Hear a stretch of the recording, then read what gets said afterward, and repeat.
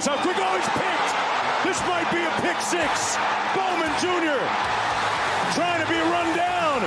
He's showing everybody his shoe bottoms. Does he have enough? Got there.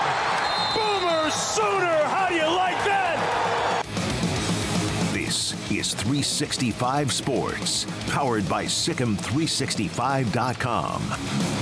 Final minute now of the first half as Penix heaves it down into the end zone. Caught! Touchdown! Odunze for a second time tonight. 365 Sports is presented by IdealMRI.com. High-quality MRIs for $497 or less. IdealMRI.com. Your health is important, so is your budget. 2nd and 6, 4.5 to go. And a wide open receiver. It's Kevin Coleman trying to make a move on catches. And he did. Touchdown, Louisville. 365 Sports is also brought to you by Texas Farm Bureau Insurance, protecting Texans since 1952. Ewers to throw over the top. Right there, Whittington. Touchdown. Have you subscribed to our YouTube channel? Search 365 Sports on YouTube. Brought to you by TFNB, your bank for life. Quick to McMillan. Gonna throw it. Back to the quarterback. How about that? McMillan throws it to Michael Wiley for the touchdown. 365 Sports is turbocharged by Unite Private Networks. Find out more at uniteprivatenetworks.com. Delayed handoff to Shipley. Breaks a tackle. Shipley to the 10. Hunting the pylon. Touchdown. Now here's David Smoak, Paul Catalina, and Craig Smoak. Well, it is the last week of the regular season in college football, championship games for each of the conferences. Of course, the following week, eventually Army and Navy, and then a bunch of bowl games in the college football playoff. David Smoak, Paul Catalina, Craig Smoak. Running the mothership is Garrett Ross, Jack McKenzie, Levi, and Emery also very much involved. We don't have time to mess around. I want to congratulate Claire Gunnell. She's out of Utah. Cougar Tracks on the chat room. She won the Texas Beef House Pick'em contest over the weekend. So Claire Gunnell, congratulations. She will win the $100 gift card and product from TexasBeefHouse.com. The Big 12 Championship. It could have been pretty simple after the weekend, but no, it's not. There are, in fact, Kirk Bowles, the Big 12 telling him the 128 possible outcomes with all of the mathematical possibilities involving teams trying to reach the championship game. Now, I would think if Texas beats Texas Tech on Friday night, a bunch of those possibilities get cleaned up, because if they don't, it will be a madhouse on what happens the rest of the weekend. Yeah, that's the key moment. Well, I mean, that one in the Oklahoma TCU game, and both on Friday, if those go chalk, then, a lot of scenarios kind of balance themselves out. But particularly Texas and Texas Tech, if Tech can find a way, to win that game, which I think is a bad matchup for them, even if they're playing their best. I mean, and not just because Texas is good, just because what Texas does is not great for Texas Tech. But if they find a way, weird things happen in college football, to give Texas that second loss and, kind of send everything into chaos, man, that'll be a wild Saturday. Yeah, it's pretty crazy how complicated this is here at the end. I mean, it seems almost too complicated, and this is going to be more of the norm when you've got multiple conferences that now have, a setup where you're not going to see teams for years, much less every single year. With the old Big 12 round robin, that was beautiful.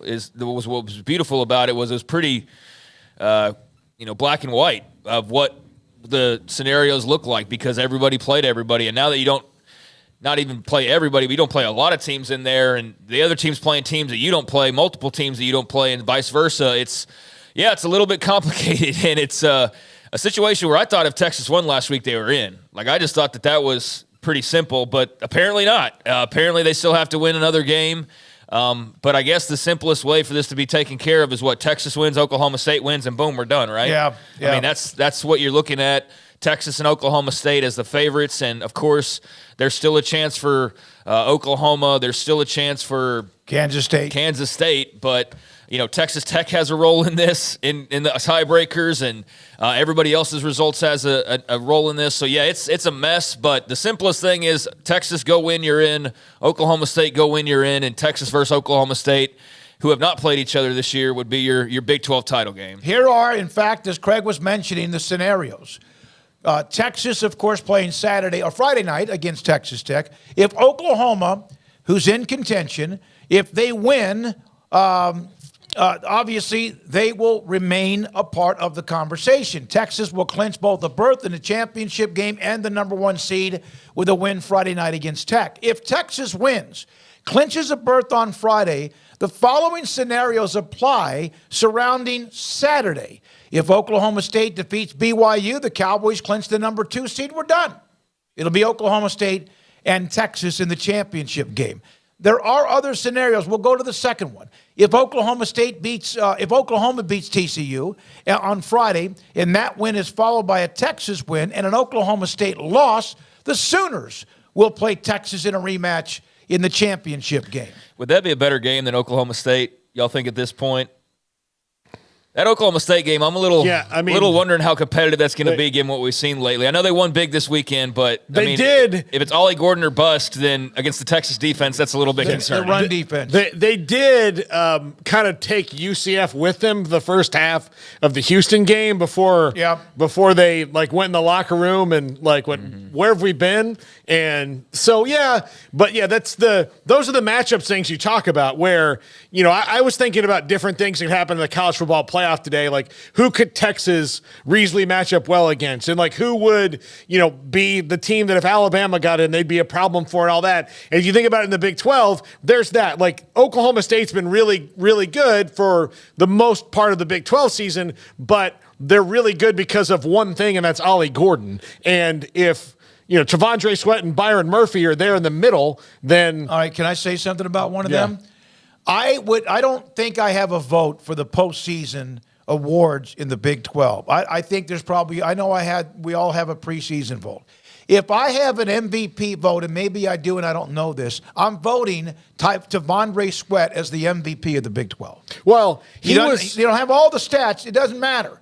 What he and Byron Murphy do together is incredible, but I would vote, tell me somebody that has a single more impact on it. And I know Texas defense has got all the talent and all that. Tell me somebody that impacts the game more than he does around the rest of the Big 12. He got the wind or something knocked out of him the other night against Iowa State, and he was out for 3 or 4 plays. Imagine how much wind that would take. Yeah, but in those 3 or 4 plays, go watch what Iowa State tried to do. Their whole thing changed. Tavondre Sweat's out. Let's try to run up the middle. Now, it didn't wind up working because there's other good players there, but you can see how much he affects the game plan in that when he was out of the game and Iowa State was thinking this could be for a minute. Let's see what we can do if he's not there. They changed up what they were doing for a second, and then all of a sudden it's Tavondre Sweat's fine. Yeah. So let's go back to this again, Craig. If Texas wins, they're in. If Oklahoma State wins, no matter what, they're in. If they don't, then Oklahoma has the door open for them. If they win and Oklahoma State loses, and Kansas State, if they beat Iowa State on Saturday, following a Texas win and a loss by Oklahoma and Oklahoma State, they then would play Texas. There's a ton of other scenarios, but those are the ones that are pretty cut and dried on what might happen. So you're saying there's a chance for Kansas State, albeit one where they not only have to win, but they have to have 3 other results go their way, although you'd bank on a Texas win. Oklahoma, we'll see there. Oklahoma State losing 2. Is Dylan Gabriel healthy enough to play? I don't know what was said today. I haven't seen it. I haven't been paying attention to that too much, so I don't know if anything's off there or not. But yeah, we'll see. They're certainly not unbeatable, that's for sure. Nobody what we're talking about really is right now. But yeah, there's a door cracked open for Kansas State, and I'm not trying to push Oklahoma State out of being able to compete with Texas entirely. But that was my thought watching this weekend, is just what are they going to do if Ollie Gordon's got to run against this team? What else is their option? Alan Bowman had a big game passing, but still, it's just not their bread and butter. But they got to get there first. Those two teams both have to win to even have us talk about that realistically. But yeah, Texas is very much in the driver's seat. Oklahoma State's also in the driver's seat, but there's Oklahoma and Kansas State, and so you just cross your fingers, especially as a Wildcats fan, because you need a lot to happen. But there's a chance. There's absolutely a chance, but like you said, there's other scenarios as well. Texas did not lose what is a true road game this year. All the games on the road, they won in Alabama. They won their games, of course. They only have the one loss at a neutral site against Oklahoma at the Cotton Bowl. You got to give them credit. And I do, because they went into Ames. The game was sloppy, kind of like I'm sure Iowa State wanted, 6-3, long field goal by Auburn, who had missed the first one. It was a timeout. He kicks it, longest of his career, and then they kind of opened up their bag of weapons after that in the second half. 6-3 at half was exactly what Iowa State wanted to. Not exactly, but that was the scenario that realistic scenario. If you can keep it 6-3, if you can somehow make this a field goal game and do that, your touchdowns are going to be a lot more. But when Texas came right out after halftime and hit that Jordan Whittington touchdown, it felt like, now that plan's not probably going to work. Well, so they dominated that game in the second half. Iowa State had the long touchdown to the tight end, too, that was a brilliant call. But in the end, Texas won on the road against Iowa State in Ames. Now, here is the schedule of the Big 12 this week. We've told you about Friday,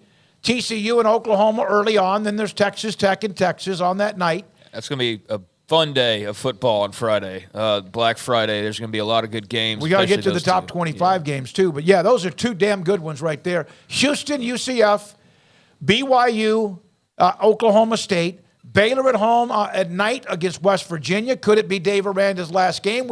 My conversation with him will come up today at around 4:40, and I asked him about whether he's the one that needs to be back to help turn this thing around. Kansas, Cincinnati, Iowa State, Kansas State in a really good game that could have implications, or no matter what, will be a heck of a game to watch on Saturday night. Congrats to Baylor for getting off of ESPN Plus this week. They are, because a lot of games are being played on Friday. Yeah. Now, go ahead. No, I was just going to say, you think the networks are picking those games? They're like, so what's left for Saturday night? Oh, dear God, what is Baylor, West Virginia? I mean, the Mountaineers at least have been holding up their end of the bargain. But, yeah, that's not a game I expected to see scheduled for the nighttime. But, hey, yeah, you're right. Good to be off ESPN Plus before the season ended after about a 5-week run on there. So, yeah, we'll see what happens. Also, speaking of Texas, remember the lineman from Iowa State was discussing about the history of the rivalry, especially in Ames or whatever. Byron Murphy, who had himself a pretty exciting game too, along with, of course, Tavondre Sweat, popped this out late. 9 yards rushing, that's all. Don't write no check you can't cash, little guy. That came out after the game against Iowa State, UT winning 26-16. I said last week, hey, it's great if you feel confident. I don't know if I would have stirred the pot like Jared Ufford did, but you know what? Kind of like Chris Williams was saying to us, hey, well, at least he's not hiding it, right? I mean, just being honest and all of that. And, hey, if you're Iowa State, yeah, you do feel a certain type of way about Texas. But, yeah, it just wasn't a smart move. I just don't think it was a very smart move. And I thought that beforehand, but even, especially more so afterwards of, yeah, that wasn't the right thing to probably say at the wrong time. And you know what? If you talk the talk, you got to go walk the walk. There's video of he and also Sweat talking after the game that looked very cordial. Oh, I'm sure it is. And I'm sure he walked up to Andre. but it's one thing to talk the talk, and it's another to walk the walk, and Texas is walking the walk and talking the talk right now. Look, psyching yourself up in sports has nothing to do with facts. Right. No. You can't, when Napoleon won Waterloo, did he run around and tell them all the facts about it? No. I don't know. In the new Joaquin Phoenix movie, he probably does because they don't care about history really. Or Lost Waterloo. Did that happen? No. It's all about whatever you can believe. The most famous recently is Kirby Smart somehow convincing a team full of first-round draft picks that nobody respected them. But there are other things that you can put in your head. And if it's Iowa State, I don't think it was about running the ball. Most of it was they've lost most of the times they've come in here, and that guy's a veteran player. He said, "Look, I haven't seen them win much." Yeah, he could have probably said it differently than he did. Don Williams had this note: 8 teams in the Big 12. Congratulations, Texas Tech became bowl eligible. 8 teams are bowl eligible. UCF, BYU, and TCU, although against tough competition, although UCF home against Houston should. BYU at Oklahoma State, TCU at Oklahoma, they have a chance, those 3, to become 9, 10, and 11 when it comes to bowl eligibility in the Big 12. Yeah, I think UCF's got the best shot, clearly. The other 2, we'll see. I think, Oklahoma's obviously not unbeatable. Oklahoma State's not either right now. They are both at home, though. And, BYU's not the same team away from Provo. That's been proven throughout the year. Meanwhile, TCU, I just think that was also, they scored 42 points. They got a big win over their rival in Baylor. I just noticed a recurring trend, though, in that game of where every team who plays Baylor at this point, at some point in the broadcast when it gets boring, it's like, well, if they just did this all the time, like this is what this – it's like – it's also the team they're playing. That's also factoring into it. But I do think Josh Hoover had a huge game. They've got some weapons, and Oklahoma's been shaky, so we'll see. There's a chance there. All right, West Virginia has had a really nice run this year. They hadn't been perfect, hasn't been flawless, but at this time a year ago, Neil Brown was on more than a hot seat. There were thoughts he would not be back.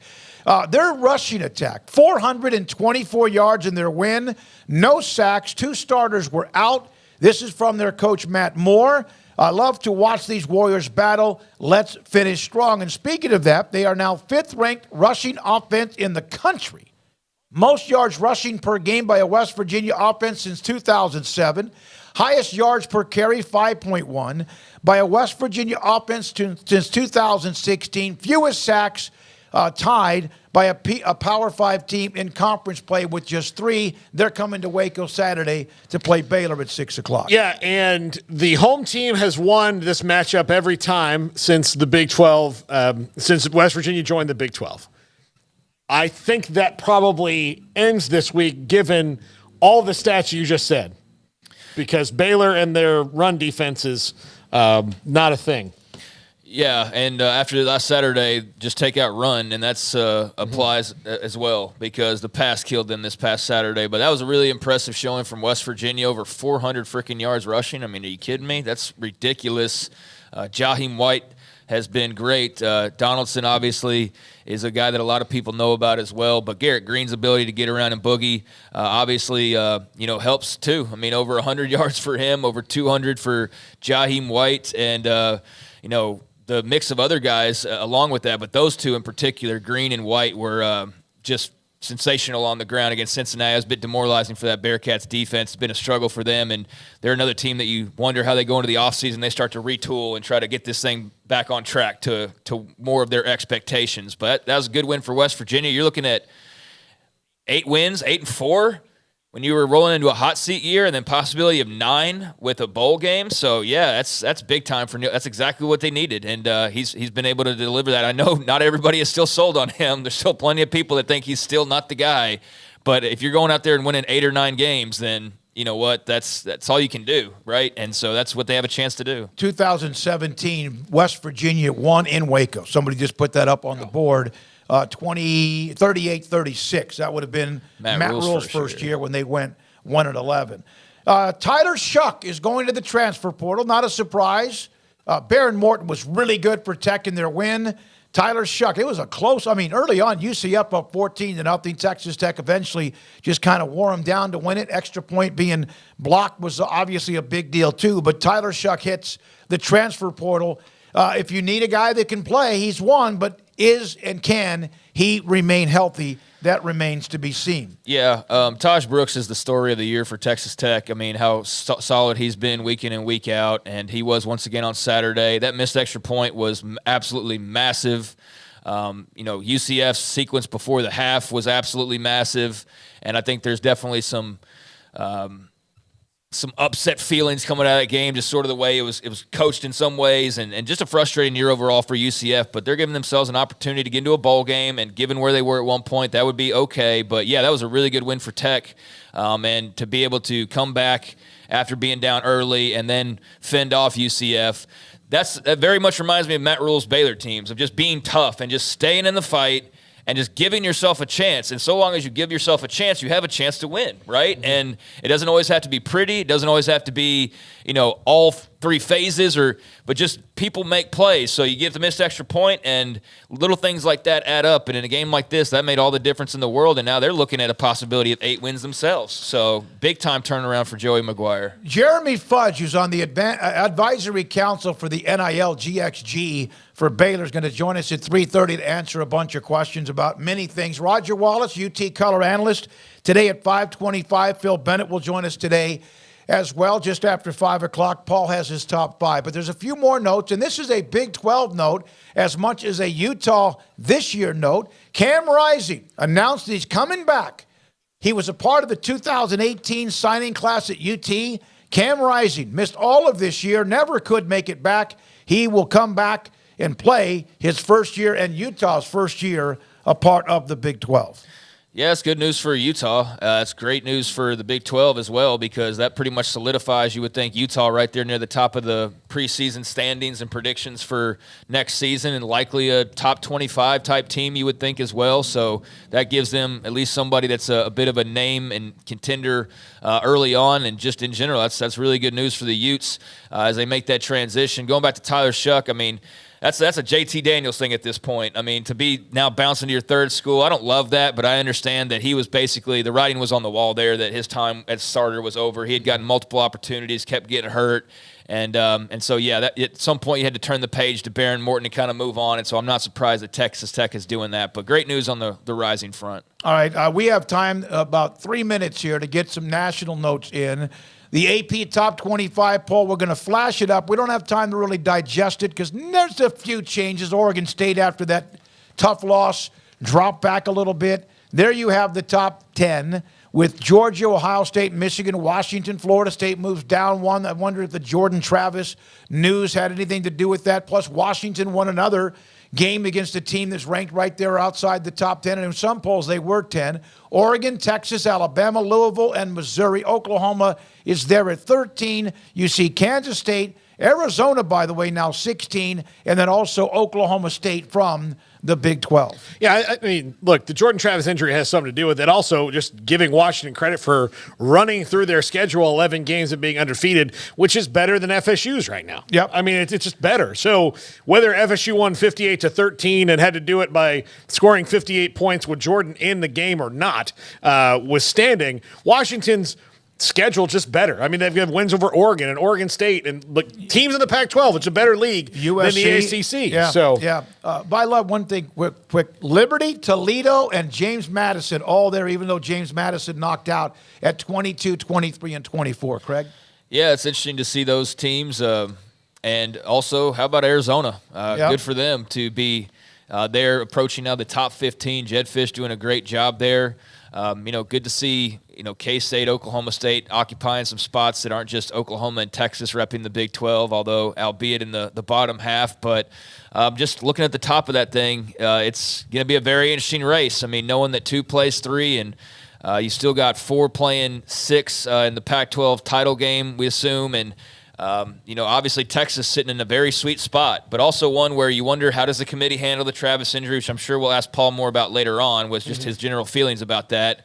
And I don't want to cram it in here, but how does that get viewed? How does that affect them potentially as far as winning out? And then, if you're Texas, I think the only team that you can't really see getting affected in any way is Georgia, but they still got to play Alabama maybe in a couple weeks. So there's a lot of scenarios still out there in play for the college football playoff, especially when you got 4 of those top 7 or 4 of the top 6 that are going to be playing each other. So, yeah, it's going to be a wild race down to the finish line. We will put up, not now, the image of Jordan Travis saying his season, his career at Florida State's done, and I'll be here for you. Yeah, let's give that some time to breathe a little bit later. Yeah. I tried to give you some positive thoughts about when Tommy Frazier had the blood clot. We'll get to that because he's a hell of a player. Great respect for him. And a tough loss for FSU. Win, but losing their star quarterback. Here's the little nugget I'll tell you. If I'm Tate Rodemaker, I am calling Cardale Jones today and saying, how did you do it, buddy? Yeah. Right, and unfortunately, you can't call Brooke Behringer because he, of course, passed away in the car on the flight that crashed soon afterwards. When we come back, Jeremy Fudge, part of the advisory council of GXG for Baylor NIL. But if you have a question for NIL that you'd like us to ask him, You can do that in the chat or the text line, which is 254-339-1122. When we get back to 4 o'clock, we'll get back to more of the Big 12 and a lot nationally.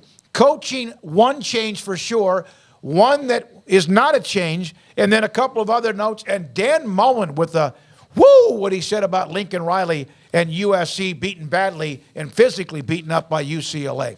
This is 365 Sports.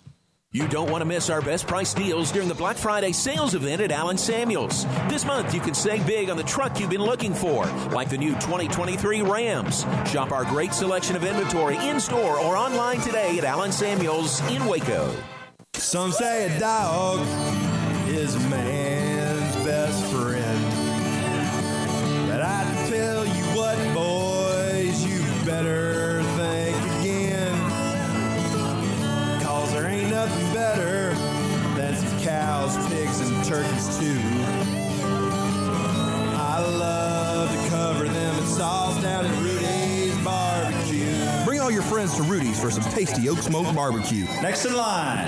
Boozers is the wedding ring store and more. If you're ready to get engaged or already married and want to upgrade your wife's ring for a special anniversary, Boozers is the place to go. With the largest selection of premier quality diamond engagement rings and wedding rings in Central Texas. They have 7 cases with over 300 styles of rings from top designers like Natalie Kay. Choose from yellow, white, or rose gold, plus beautiful top quality loose diamonds. With an in-house jewelry, they can also custom make anything you want. Bring in a picture or drawing and let Boozers create your one-of-a-kind pendant or ring. They can even use some of your old gold and diamond jewelry to create something new. At Boozers, you'll find a great selection of quality timepieces, and Boozers is the place for expert watch maintenance and repairs too. They specialize in expert Rolex watch repair for fine jewelry, watches, custom work, and more. Go to Boozers on Valley Mills and Lake Air Drive in Waco.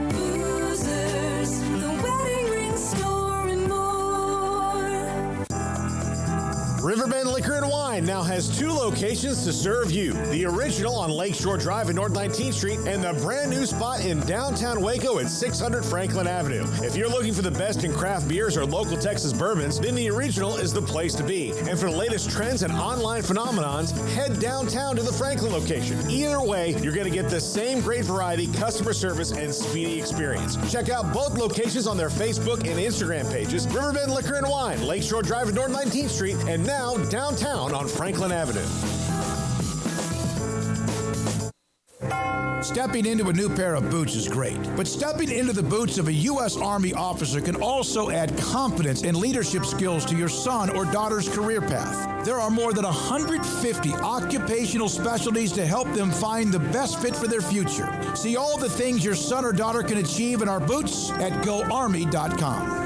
U.S. Army Waco Recruiting Company, 254-598-8131 or 254-776-1543. Camille Johnson Realtors guide you seamlessly through the process of buying your dream home or selling your current one. Commercial, farm and ranch, or residential, Camille Johnson Realtors can smoothly and successfully lead you through any transaction. With a team of 28 experienced agents who are excited about serving you, Camille Johnson Realtors services the entire greater Waco area. If you're in the market to buy or sell, contact Camille Johnson Realtors, 104 Midway Center in Woodway, or find them online at www.camillejohnson.com. Camille Johnson Realtors, elegant, charming, warm. Welcome home.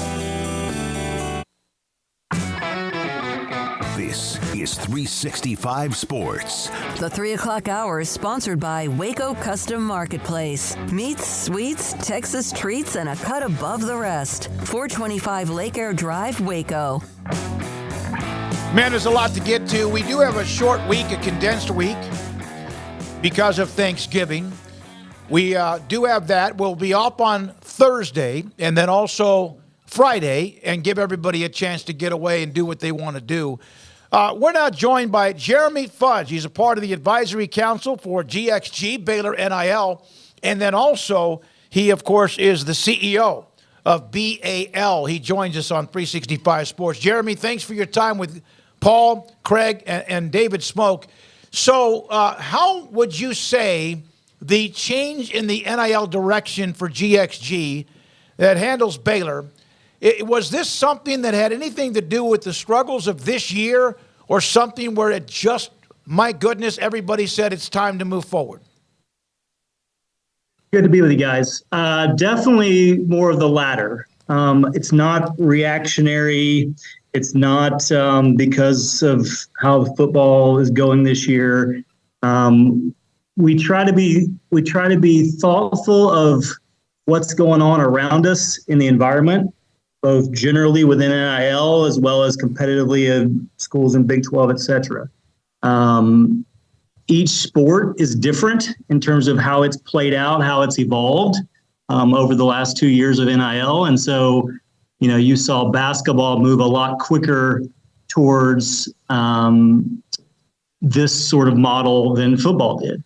It's the same with other sports as well. And so it's definitely not just an instant reaction to what's happening right now in the moment. It's something we've been talking about for a while. And in fact, in the beginning of the fall is when we sat down as a group to plan out budget for next year. So we're out pretty far in terms of our actions and how we approach it.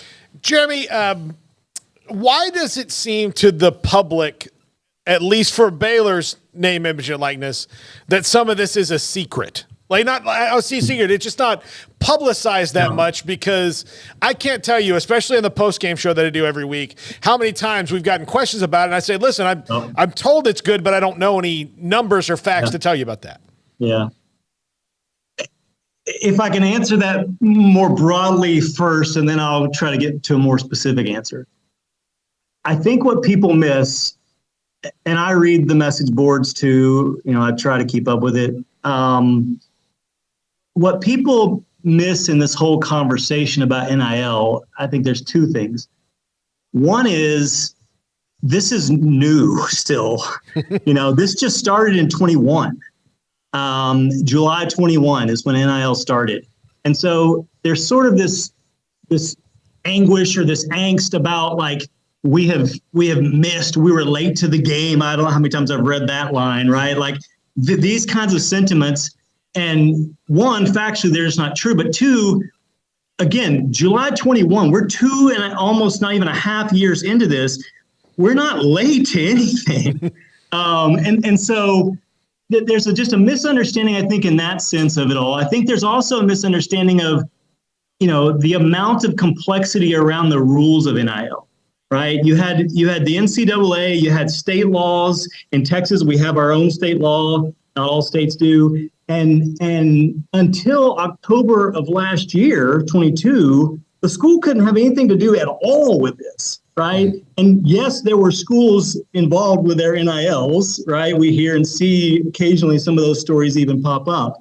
And so not everyone's playing by the rules. Shocker. Right. But the reality is, Baylor was not going to do that. And so it was only until last October that Baylor could even get into this at all. And so all of this, my point is, all of this is about fans, about donors standing up collectives and doing things around NIL, right? And so, some schools, the biggest name schools have the luxury of having a lot of businesses that want to jump into NIL right away. And so they're doing more true like NIL deals where they're saying, come advertise for this car dealership and we'll do this and that for you, right?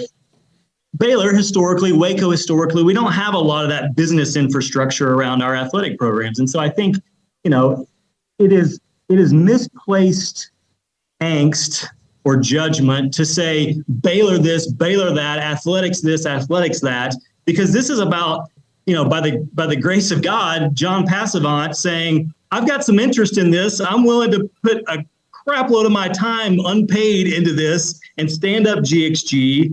And that was done, the predecessor to GXG was done right after NIL came out. We weren't late to anything, right? And so I think there's a misappreciation of all those dynamics around this that make it seem like we're either behind or we're not doing what we should be doing, or we're not transparent about the dollars or whatever, right? So that's all just sort of a little bit of context. I think the more precise answer to your question is competitively, and you can put this in a business context like my company or anyone else's company. Competitively, you don't want to be showing all your cards to everyone. It really comes down to almost as simple as that, right? Like we do here, and we've got some good feeder lines into some other schools that are our main Big 12 competitors, et cetera, to know kind of where they're at, what they're doing, et cetera. But you don't want to, if we come out and we say we're paying X dollars to this person or this team or whatever, well, now our competitors just go, we're going to pay you X plus 1, right? And so there's just not much business reason to say publicly, here's exactly what we're doing, and here's all our numbers, and here's our P&L sheet to look over, right? So I think there's a number of different answers in addition to that, but that's the driver probably of the whole thing is there's no gain in that. There's no benefit to us in putting numbers out there like that. We know what we're doing for our players. Our players know what they're doing. And we have a way to talk about that when we're talking about potential players, and that's enough for right now. Jeremy, to that point of, I see like, well, why can't we spend like this school? I just looked up Texas A&M, Ohio State. They all have over 500,000 living alumni, which I don't think you can snap your fingers and create like an extra 300,000 to get Baylor on par with that. So that size is obviously a challenge. To what extent is it a challenge not having 300,000 more living alumni to pull from? But how have you guys sort of navigated that part of the challenges, knowing you're never going to have that many big guns backing you? So how do you approach that? Couple ways. BaylorBears.com/GXG. I'm going to probably repeat it about 20 more times. BaylorBears.com/GXG. So I think we approach it a couple different ways. One is, in the first year, we tapped into our main, bleed green and gold athletic fan donor folks, right? And we needed to move quick. Right? NIL just came out of the gate in July 21. We needed to move quick. We needed to do certain things and into 22 year as well. And so fortunately, we do have that sort of base of donors. And those are divided across, I'm giving to NIL generally, to I want to give to basketball specifically versus I want to give to football specifically, or women's basketball, or, another sport, right? So that was our initial launch. I think some people have misconstrued something I've said in the past of we're only looking to those folks. That is not the case. We need everyone to participate in this. We need everyone to help with this. NIL is now just part of a scholarship package. That's the way to think about it. So we're past the stage of I'd like this or I don't like this, or I'm gnashing my teeth at the concept of student athletes being paid or whatever. Like, we're past all that. Like, this is just part of the scholarship package. And so just like you are a Bear Foundation member and you pay for scholarships that way, we need NIL money this other way, right? So we need more people involved. A lot of our work over the last, say, 12 months has been, or actually even all the way going back to July 21 when it all started, has been thinking about how do we fund NIL in a sustainable way given our constraints and our realities of Baylor, of Waco, of number of alumni, et cetera, et cetera. And there's a lot of really good ideas coming out of that. Some of them are now coming to actual implementation and go live. And so you'll start to hear and see some more of those things over the next few months even. But it's been thinking about that. So how do we get more people involved? There's a big marketing campaign that's about to start around NIL. We've not tapped out, but we've done a lot with our main big donors. And so how do we get more involved? How do we fund that way? Second is, how do we get more creative options in this space? And there's a lot there. And then third will just continue to be, how do we position our students to succeed, to have deals that are outside of GXG doing it, right?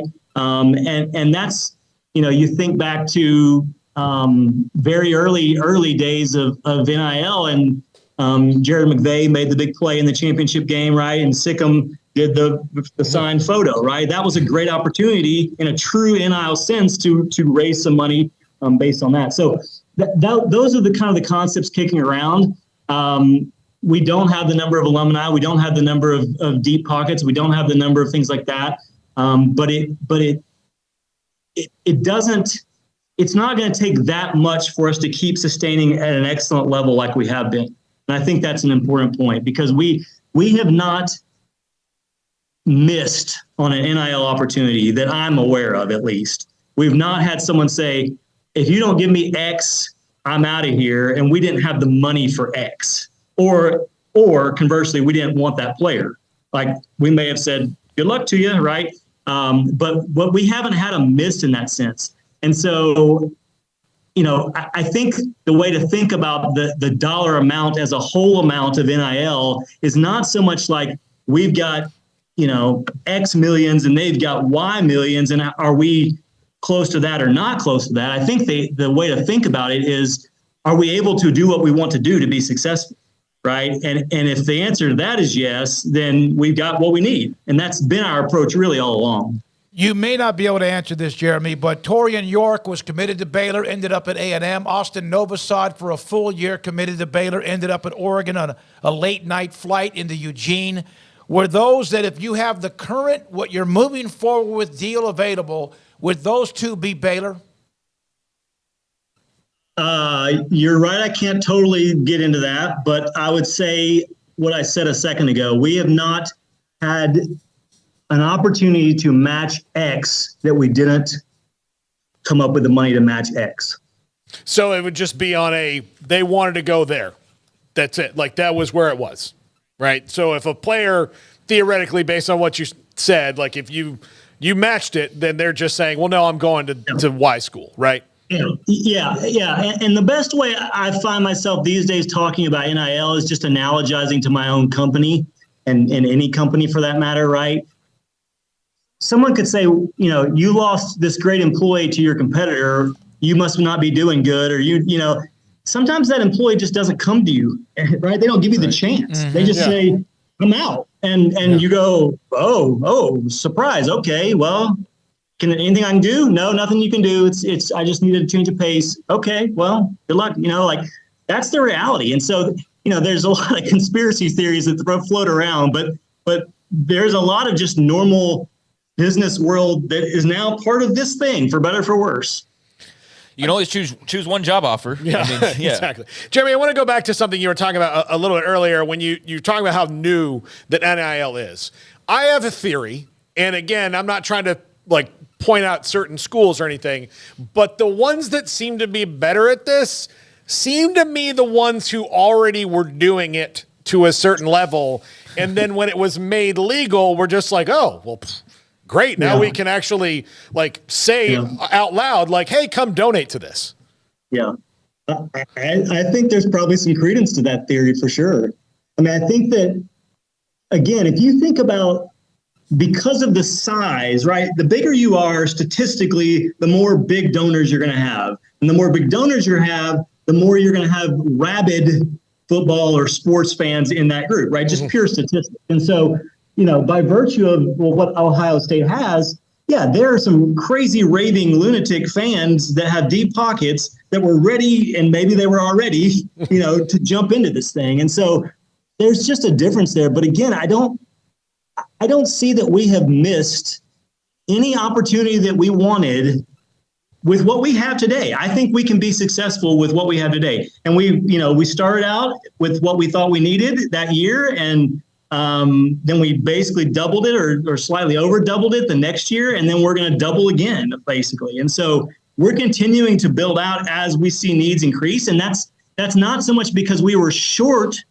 initially, it's because the market is changing, right? What basketball players are getting today is different than 2 years ago, is different than 1 year ago, and it'll be different next year than this year, right? And so we have to keep stepping up our fundraising goals as the market keeps expanding and growing itself.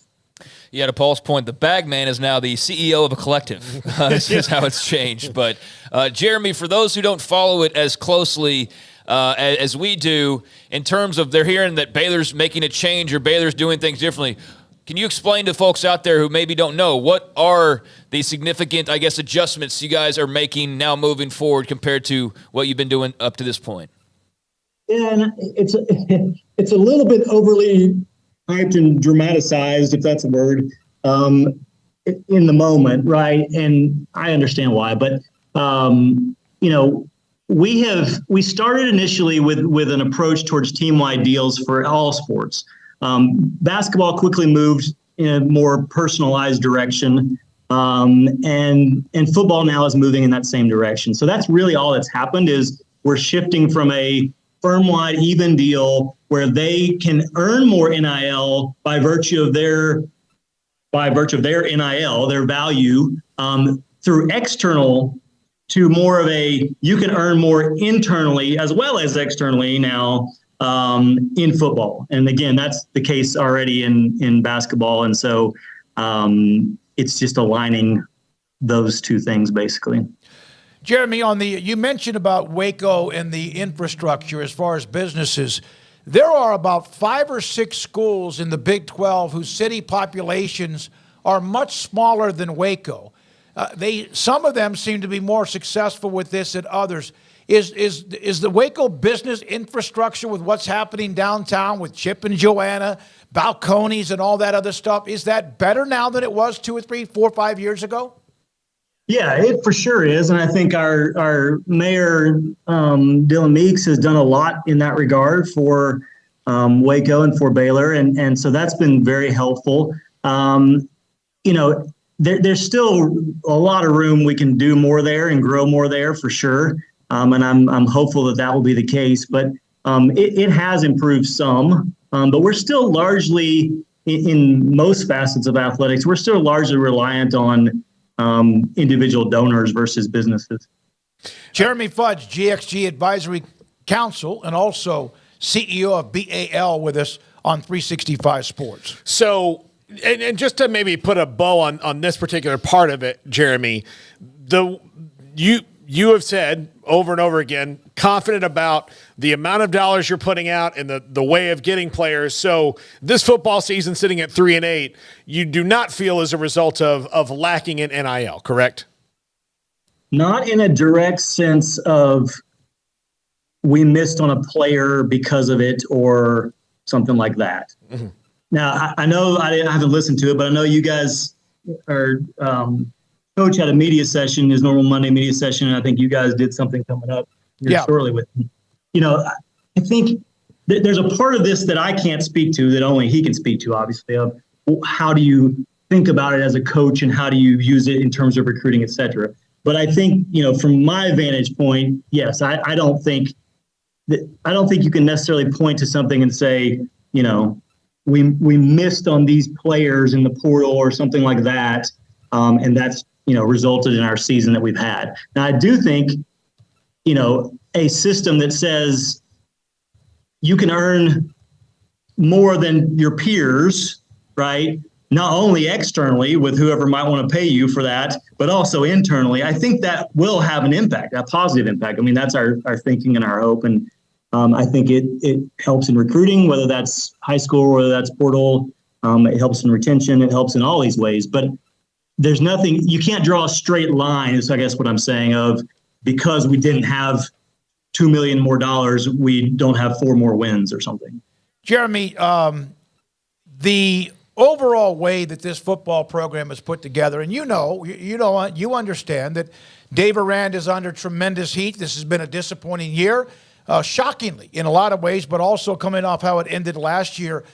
Do you feel like this is not really what he wanted as far as the new changes? It seems like he wanted to be equal across the board with no additional for maybe market value, so to speak. Is this something that you get the feeling he's embracing because he knows he has no other choice? I've heard him speak on several occasions about NIL, and my sense is that he has had his own philosophical change on the approach, feeling maybe not more comfortable per se, but more at peace in a sense with this is how it's got to be. And so I do think there's some change in his attitude and approach to it. I don't think anything that's happening, and he doesn't control this, and Baylor doesn't control this. GXG does, and the council advises GXG. But there's not been. It's not a, oh crap, I've had a terrible year, I better change my philosophy on NIL. I think it's more his evolution as a coach, head coach, and as how he goes about running a program and what the program looks like and feels like culturally and so forth. Is this also the latest news that came out at the end of last week? No matter what happens going forward, Dave Aranda running the program, or if in fact there's a coaching change, that this puts Baylor in a better position, whoever that is as the next head coach, if that happens? Yeah, for sure. I mean, our GXG and the council's budgeting and decision-making about how the budget is used is in a sense agnostic to who the coach is. We're doing things that are for the betterment of Baylor athletics and all of our sports, no matter what. So, yeah. Let me ask you this. You have the donors. We know whose names are on buildings. We understand all that. My goodness, the Fudge name on the football operations center, which Dave Aranda has had a lot of impact on as far as being a part of that. But you have a lot of those names. Isn't it just as also important for somebody that does $100 a month or $1,000 a year? How much of that, or is that, one guy can write a check for $25,000 or for $2 million. How much of the Army ants, so to speak, those who are Baylor fans or alums or whoever, if they themselves started to add $100 a month, would that make a difference at all? Absolutely. BaylorBears.com/GXG. There you go. We need everyone involved, no matter, whether you're giving the widow's mite or whether you're writing the really big check, right? And it does add up. We did a deal in Sikkim this summer. I think it was this summer. This summer, where, we said there's 2 people matching and, give, and we're going to double, your money that way. And so, we ended up with $100,000. That's not insignificant. And that was just over a period of a couple of weeks and, just some board posts. And so, yeah, I think it is. And, if there is a knock to be had, I think it is, we should have been and need to be and will be communicating more and better about NIL to get everybody involved. Again, just like Bear Foundation, this needs to be part of what people think about doing to help Baylor and to help Baylor athletics. And so, there'll be more of that coming. It's not a blame thing to me, but the reality is, again, John jumped into this thing over at Startup Waco right out of the gate, and he doesn't have a huge staff. There's not an army of rowdy donors, who are like, let's put a whole bunch of time and effort into this thing. We've got just a few people over there that have been doing the lion's share of the work. And this is not easy work. This is complex work. You're having to draft contracts and have lawyers involved, and you're having to negotiate with agents, right? Particularly in basketball now, like, you're dealing with agents, and agents right now in this NIL world are not necessarily all helpful. This is an unregulated space that you don't see in the professional sports, for example. And so an agent can say, hey, my guy's got an offer over here at this school, and you have no evidence of that. He may be making it up, and now you got to deal with this fact, right? And so it's tricky. And so John's done, frankly, amazing work given what he's got. And given, the fact that this is all just sort of lay people like me saying, this is important and Baylor can't do it, so we need to do it. Well, your name's a CEO, a part of a massive, very successful company, but you've jumped in. Did you see the Caden Jenkins tweets last week? I did. All of a sudden, everything's good with him. You think that the change had anything to do with that? I don't know what his tweets are necessarily. I'm not talking to Caden directly, so someone speculated it might have been about his girlfriend. I don't know. Jeremy, how much do you guys look at other collectives and see their ideas, what they do? I know you guys are, like you mentioned, staff-wise, not very big right now, but I saw one, especially knowing that we were going to have you on, I looked at a lot of them just to kind of ask you some of these. A couple I saw have like subscription services, almost like the Netflix of NIL. Like, is that something you guys would want to offer? Yeah, I mean, we have and continue to bounce around lots and lots of different ideas of what people care about and what they would be interested in giving money for that could go towards NIL. And so I think you're going to see, and John's really creative in that regard. I think you're going to see a lot more of those things coming out. One of the things that we saw other schools doing that we're looking at figuring out the legalities of how to do it, is like the idea of a raffle or a lottery type thing during games, right? And people buy tickets and someone wins, but a bunch of the proceeds go to NIL. So there's a lot of things that are working through all the complexity of it all to figure out how to do it. But yeah, we do pay attention to them. We have connections with a number of them directly. It's a fairly small world in a lot of ways in that sense. But that's also, again, back to the earlier question, why we try to keep some of this under wraps, right? I had Colt put a post on Sikkim. This is a really vivid example. Colt put a post on Sikkim about my meeting with the football team. And less than 24 hours later, I had someone who I know who is very, very close to the Matador Club over at Tech text me the screenshots of Colt's post and say, wow, what are you guys doing over there, right? So it's a very public space in that sense. And so, yeah, we wouldn't, go out there and say, here's exactly what we're doing. We trust everyone's premium, so they're going to keep this confidential. They're at UT parking in the chat room. It's an arms race. I commend Baylor for stepping up. They had no choice or get left behind. What is I know you got to go and we do too. What is the one frustration that you still have? Is it still that people ask about how they can get involved, but sometimes just don't know how to get involved, even though BaylorBears.com/GXG is up there? Very good. I wouldn't say that's a frustration because, again, I can say we need to be doing more, right? Now, there is some of this that is paying attention. We've been running ads in football games with that BaylorBears.com/GXG site, and people are like, what? I didn't see that, right? So, like, some of it's like, hey, it's on you to pay attention. But we can do more, and we will do more. I think in terms of frustration, I would say it's just the nature of NIL right now, and I'm hopeful it will be resolved with either litigation or with Congress or with the NCAA or some combination of all of that. But it is continued frustration from day one up until today that, we've taken something that some schools were doing behind the scenes, under the table, all of that to bend and break rules. And now they sort of, can do it a little more openly. Whereas, we still have our integrity. We still are Baylor and we still stand for our Christian values. And so we're not going to do some of that stuff. And so it sort of brought something that was very much in the shadows more into the light. And I think people get anxious about that, comparing apples to, in a sense, oranges, right? And so, just to give you a couple, very specific examples, we had a player in one of our sports, and they were lured away to another school by NIL, and that school ended up not paying them what they promised. And that's very common. This is a very real Baylor example of it. And so we're proud that we have honored every commitment on everything we've said to every sport. We've paid out every single dollar.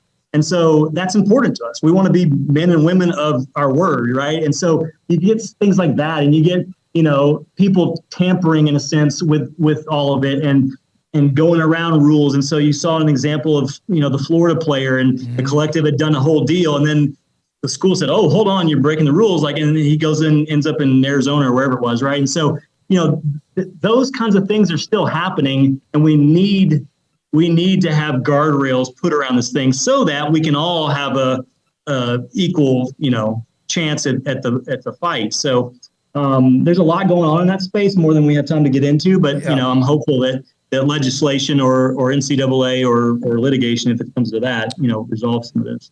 Jeremy, I think the one frustration just for me watching some of this and how this has gone on the last 2 or 3 years has been whether or not it's been public enough or a little bit later than it should have been. Whatever it is, it looks like you have, as a group, stepped way into warp speed, And sure enough, someone may watch this entire segment and go, okay, how do I get involved? Instead of listening and not looking for what they want to hear, but it's BaylorBears.com/GXG. Jeremy, thank you so much for your time. We appreciate it. Good luck moving forward.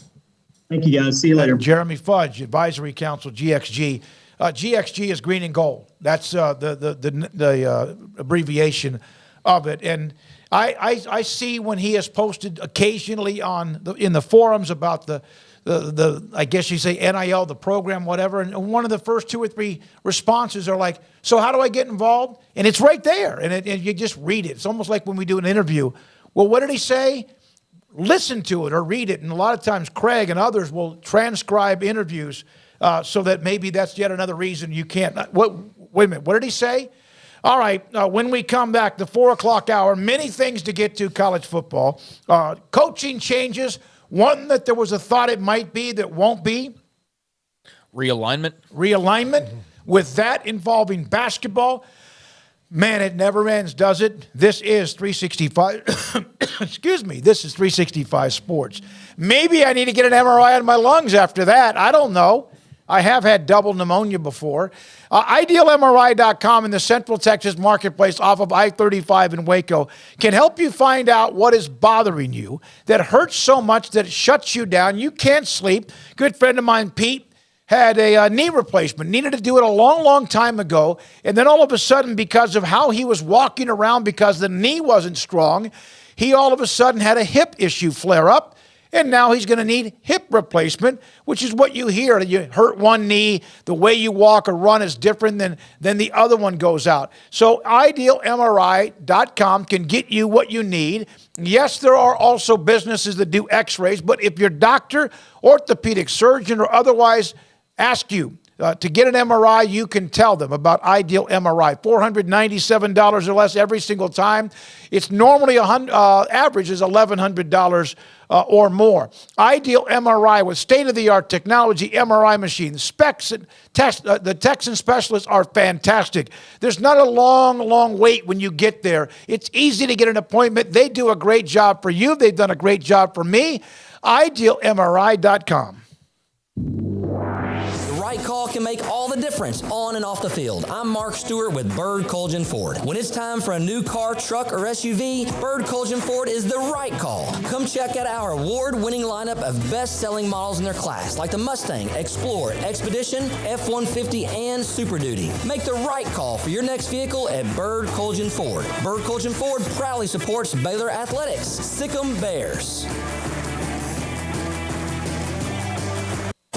At Ideal MRI, we feel blessed to be part of the Waco community. We're a small family business here in Central Texas. At times like this, the cost of healthcare has never been more important. And unfortunately, significant illnesses and injuries still occur. And that's why Ideal MRI is open and here to serve you through this difficult time. So if you need an MRI, ask your doctor about Ideal MRI. You can schedule online in minutes at IdealMRI.com or call 833-IDEAL-MRI.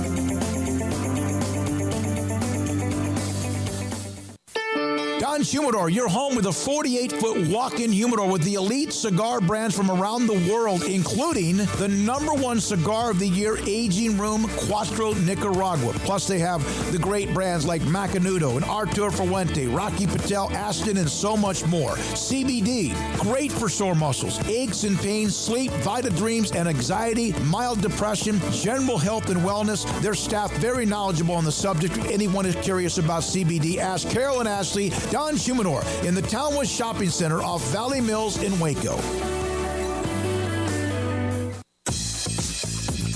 Baylor Scott & White Southwest Sports Medicine and Orthopedics, the team physicians for Baylor Athletics, diagnosing and treating all sports-related injuries, including concussions. These specialists also provide orthopedic services for athletes and non-athletes alike, whether it's knee or shoulder pain, a wrist injury, orthopedic spine care, and even an arthritis and total joint clinic. Trust the doctors Baylor Athletics trust. Baylor Scott & White Southwest Sports Medicine and Orthopedics wants to get you back in the game.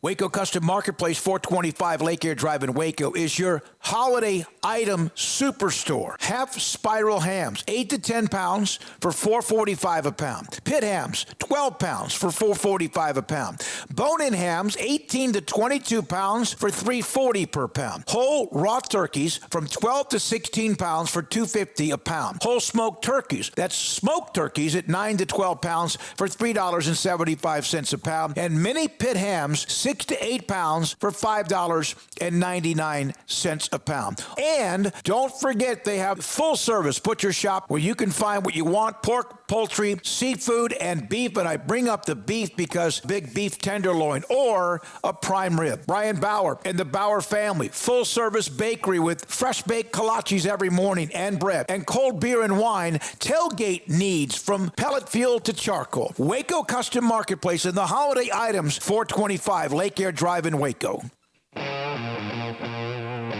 This is 365 Sports. Text us at 254-339-1122. The text line is sponsored by Riverbend Liquor and Wine, with the most extensive variety of craft beer in Waco. A hidden gem on Lakeshore Drive and 19th Street. Here we go, 365 Sports. We start this 4 o'clock hour, a conversation with Dave Aranda today, a little bit after 4:40 here on 365 Sports. Here are a couple of stories when it comes to coaches. Matt Rule today saying that he has been contacted by a search firm. I think a search firm contacted him about one of the jobs open right now. He then gave them Tony White, defensive coordinator's contact information, a recommendation. Told Tony, don't take the wrong job. Says, White, advance your career if the right opportunity is there. And so there's one looking for a very, very successful defensive coordinator to possibly be in the mix. If not for a head coaching job, perhaps another school that has a defensive coordinator's job open. And Nebraska, yet again, found a way to not win a game this past weekend. All right, Arkansas. Not even paying attention, is he, Garrett? Not even paying attention whatsoever. What did I do?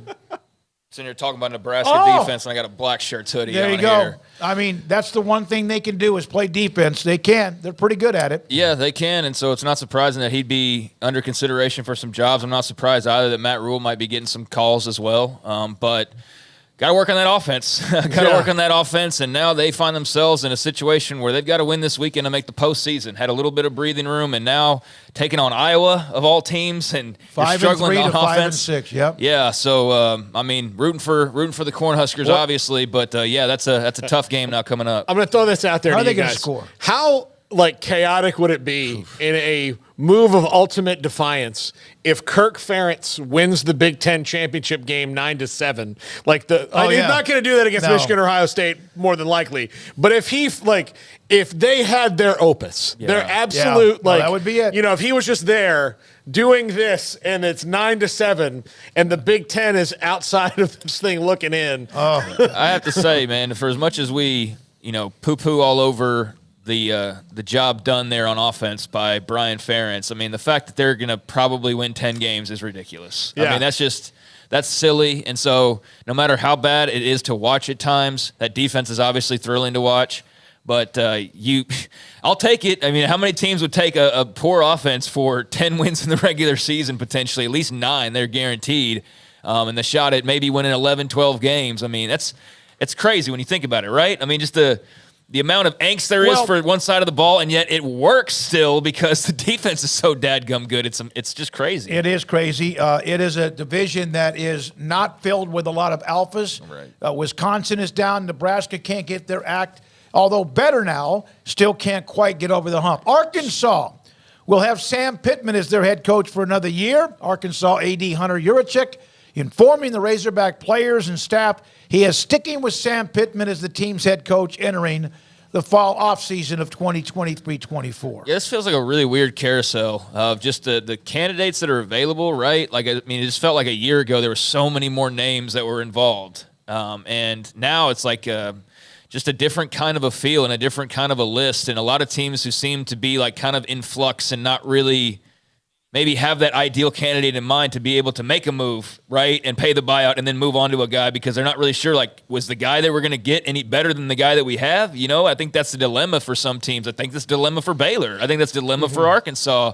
So, yeah, wasn't totally shocked by that. Was a little bit surprised, and I think the reaction you could classify as very mixed on that. Certainly some Sam Pittman supporters that feel like they can get it turned around, but a lot of others who, as you'd imagine, any fan base is split that think that he's kind of run his course, so we'll see. Well, I wonder also, Hunter Yurachek is an AD who is not easily swayed. I mean, he very famously, at the beginning of this season, lamented NIL in the worst and least informed way possible.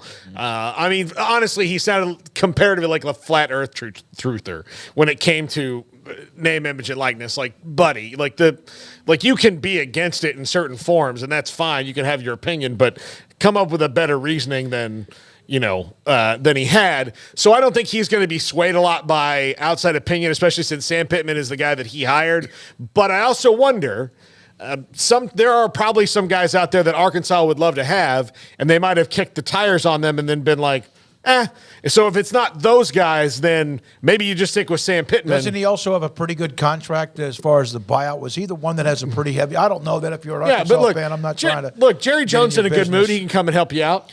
Yeah, and I saw his comments from Pittman. He was really bashing the funding based on what I saw. And it's not the idea of NIL like Dabo, where he's like just totally, or was against it, whatever his stance still is on that.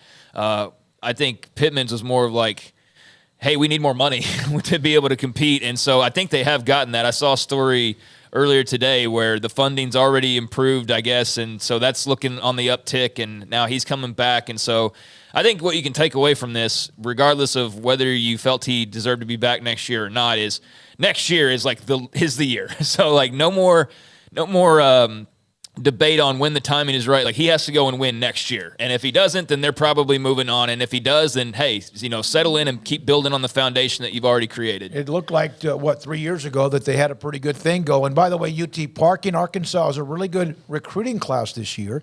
Makes sense to give him another year. Paul has his top 5. He feeds and preys on realignment, coaching changes, and he had his top 5 on the hot seat. And Dino Babers, former assistant coach, in fact, at Baylor, been at Syracuse a long time. His time has come. He's no longer the head coach at Syracuse. Yeah, every season's the exact same, and I think that's it. Like, even though they may make a bowl game here and there, like, are you going to even get close to contending for the ACC? And look, the ACC is not a league that's really all that wide open. I mean, it's got basically 2 teams that have won it the last 40 years. But they're just in the middle, and they're not like, if your goal is the middle, then keep Dino Babers. Like, he can keep you in the middle. But if your goal is to maybe, swing towards the top, especially in the new 12-team playoff, like, there are scenarios where, the ACC, if they had a really, really good year, could get 3 teams in. So, for example, if Florida State in a 12-team playoff, Florida State and Louisville are both in. And then if you have a scenario where maybe North Carolina didn't just give up at the end of the year, they could have also been in, and if they'd won a couple more games, you could be that if you're Syracuse. Somebody could be that third team in every conference that has a chance. Look, Louisville turned it around pretty quickly. You could be that if you're Syracuse. Yeah. Anybody can if you have the wherewithal. It's harder some places than others, but I think that's why they had to do this. Go ahead, Craig. Dino Babers was there for forever. I mean, he was there for a really long time. Yeah. I mean, it's not like this is a 3 years and you're out, or even like a Mississippi State, where, it's very clear early on this isn't working, but let's move on. I mean, he was there for a good long while, had ups and downs, made bowl games. Some years he didn't. But I think they've kind of carved out as much as they possibly can, at this point. And so I'm not surprised to see them make a move. And, a name already being mentioned is Tony White, Nebraska DC. He was at Syracuse last year. Yep. So that could be, an area they pivot to. And there's other guys, of course, as well. But not totally shocked to see this. I am curious, though, of what Syracuse football thinks that they are supposed to be. Mm-hmm. And so to your point, Paul, maybe they feel like in an expanded playoff, they have more in store. But, being realistic as well is you're never, and, a lot of places need to be realistic like this. You're never going to be a juggernaut. So what Dino Babers did was good, but I do think he was there long enough to be okay, I think we can do this and maybe even a little bit more. And we've kind of done all we can with this phase of Orangeman football. So yeah, let's make a pivot. And so I could see that. That's understandable. They have an incredible history, but a lot of it's a long time ago, other than Donovan McNabb, Dwight Freeney, I think Tim Green. But, when you have Zonka, John Mackey, Jim Brown, Marvin Harrison, Floyd Little, my goodness, Ernie Davis, they have a really, really rich history, but a lot of times it is more in the past, although enough here recently. So there's Carmelo Anthony, yep. Yeah. Also, Dan Mullen. Wow. Are we sure they have the right coach on the hot seat in L.A. following UCLA spanking USC? I like him in retirement. No, I do. I think Dan Mullen's hilarious on the air, and I think he's very good. It's like every time I see his name pop up, I'm like, man, this dude could be kind of the next Corso if they keep him on that track where he has, like, before Lee Corso got super old, he had a knowledge that a lot of people didn't because he was in the coaching profession for a long time and varying levels of success too, which actually not only was he colorful, but he had succeeded and failed at kind of an equal pace as a coach. So he had all kind of that going for him. But Dan Mullen, like, he's really good at that. Like, Mac was really good at it when he was on TV. Yep. Dan Mullen is spicier because Mac's a nice guy. Like, and not that I'm saying that Dan Mullen's not a nice guy, but Mac Brown is, you know, he hugs everybody. All shucks. Yeah, all shucks. Dan Mullen's going to tell you what he thinks, and I think he's great on TV. And I don't think that Lincoln Riley should be on the hot seat, but I do think that USC needs to tell him, like, you know, reiterate the goals and, like, tell him that you can't get drilled down on your ego a little bit more when things aren't working. One quick note before you respond, Craig. Ryan Phillips, who covers college football, mentioning that USC hopes to have a plan in place, the defensive coordinator, by the end of the week.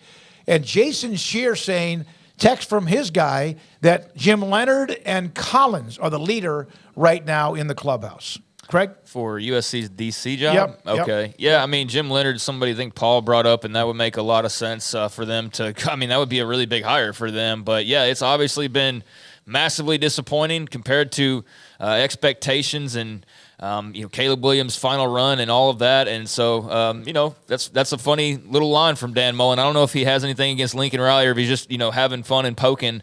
But either way, it's a good little jab and deserved. You know, I think Lincoln sets himself up for a lot of this criticism. And I don't think he's a bad guy by any means, but he sure seems to have made a lot of enemies, or at least rubbed a lot of people the wrong way along the journey. Still think he's a good football coach.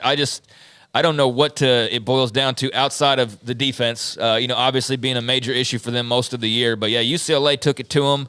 Chip Kelly, I guess, not happy hearing about all those hot seat rumors that are going around or basically already being out the door, according to one report last week.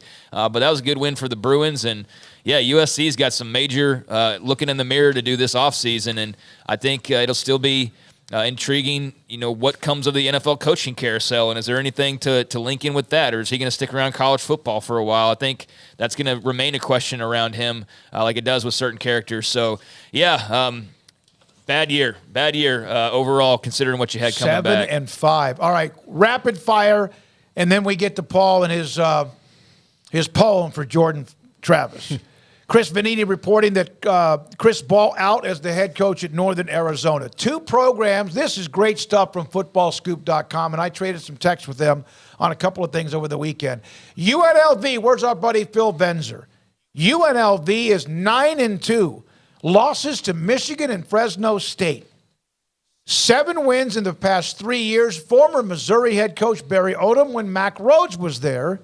Now 9-2, they have San Jose State. Also, I've not put, for Phil's sake, I've not put Barry Odom on any of my coaching lists because I don't want Phil to be mad at me. No, he will bet on you to not be around for very long. Yeah. Troy, how about what John Sumrall? You've brought him up a few times. 12 wins last year.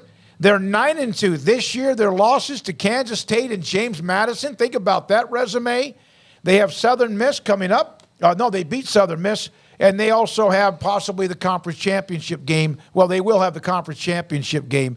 In 19, 20, and 21, they won 5 games each season, and they are on a nice little red-hot run with John Sumrall. Yeah, they're good. Washington State, Washington. Did you see this? They're going to continue their series. 24, 5, 6, 7, and 8. Good for them. Now, I'm not sure Oregon and Oregon State will do that. But Washington and Washington State found a way to continue the Apple Cup despite the major changes in the Pac-12. Yeah, and I know we'll talk about Big 12 and realignment and all that. I know there's still a lot of Washington State, Oregon State fans hope that the ACC or the Big 12 or whoever might come calling for them. But in the meantime, they're trying to figure out, obviously, their legal battle ongoing with the 10 schools that are leaving, and until that kind of gets solidified, it's hard to really know what to think about anything. But in terms of this, what I found interesting is if you look at Washington State's schedule for next year, and bearing in mind that your non-con games can get bought out over the next 8 months because there's a long way to go. I mean, it was Baylor didn't have a non-con opponent until like July last year or whatever it was. Yeah. They finally, granted they were talking before that, but it wasn't announced until like summertime. So you can be fluid with your schedule, and there is no more fluid schedule at the very moment than there is for Oregon State and Washington State next year. But Washington State does have 5 games in theory, you would think already, because they'd had Portland State, San Diego State, and San Jose State. I guess this love state school, state versus state, state versus state, state versus state. Got those 3 already lined up. Now you add in Washington.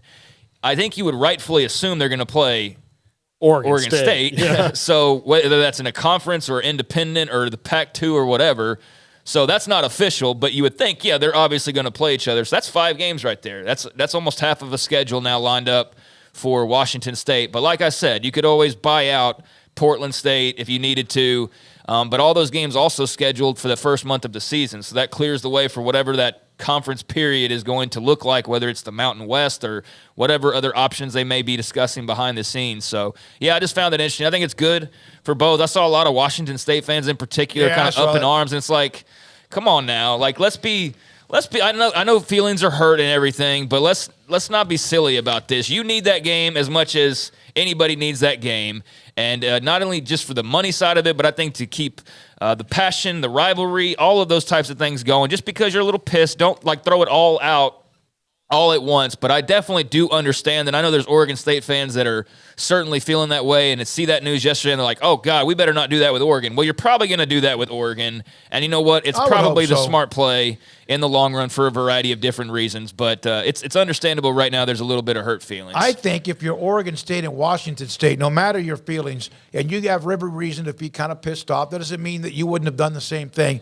Those are games you can win if you do. That only can help you. You lose, it doesn't hurt you. You win those games, it's great for recruiting. If you want to fade into obscurity, don't play them at all. Yeah. That's the thing is you really wanted to go to the wayside. Don't play those teams, and that's one less massive, huge game on the schedule that you're not going to be able to replace. All right, Craig, what do you have the latest on Gonzaga men's basketball? No, it was just last week. We didn't really get around to talking about it. Joseph Duarte had a note about that, right? Joseph Duarte from the Houston Chronicle talked about in a report, or reported, I guess I should say, that the Big 12 was resuming their talks with Gonzaga about bringing that program into the fold, and this is the 3rd time that's been re-engaged, or the 2nd time at least it's been where it's off the table and now it's back on. And so with all this swirling around, you start to put 2 and 2 together, and you can see where, is the Big 12 planning to launch its West Wing, or what are they exactly trying to do here? But the important part, I guess, of the article, as far as I was concerned, was kind of the immediacy to it. My whole thing with, Oregon State and Washington State in particular was a feeling as the season was starting of this is happening, at least the way I took it. And obviously we're down the road a bit, and if anything was going to probably all be able to start to come together in terms of schedules and things like that, it was going to be at the end of the season, right? When you're not full bore into football season. So I don't think it's surprising now as we start to wind down that that's starting to start smoking again, right? And so he said in there that there could be a vote as early as this week during their meetings. To what degree, I don't know. But I wonder if the short week has any impact on that. I don't know about that. All I know is I just saw him make mention that in their next meetings that there could be, a vote of some sort. So that is obviously something to keep an eye on, and could be actually an imminent type of thing if that's the case. So that's back in the news, and something to pay attention to. All right, one final thing on that. Speaking of that, normally they have their conference call, whatever, Zoom, etc. After the college football rankings are released on Tuesday evenings. We will have Mac Rhodes on the next time. Will either be next Monday or Tuesday, the short week for us. And also he's in New York tomorrow to watch Baylor men's basketball playing in that game up in New York City. Now, the Jordan Travis news. The image. All right, I'm right here for you, man. All right. I was on the way home from the post-game show the other night. That was fun. Look, I'll tell you, it was the most fun we had because Parker was here, Garrett's son, and he was living his best life in the studio and became my new co-host. Yep. So it was, it certainly helped. Is he for or against Dave Aranda? I know.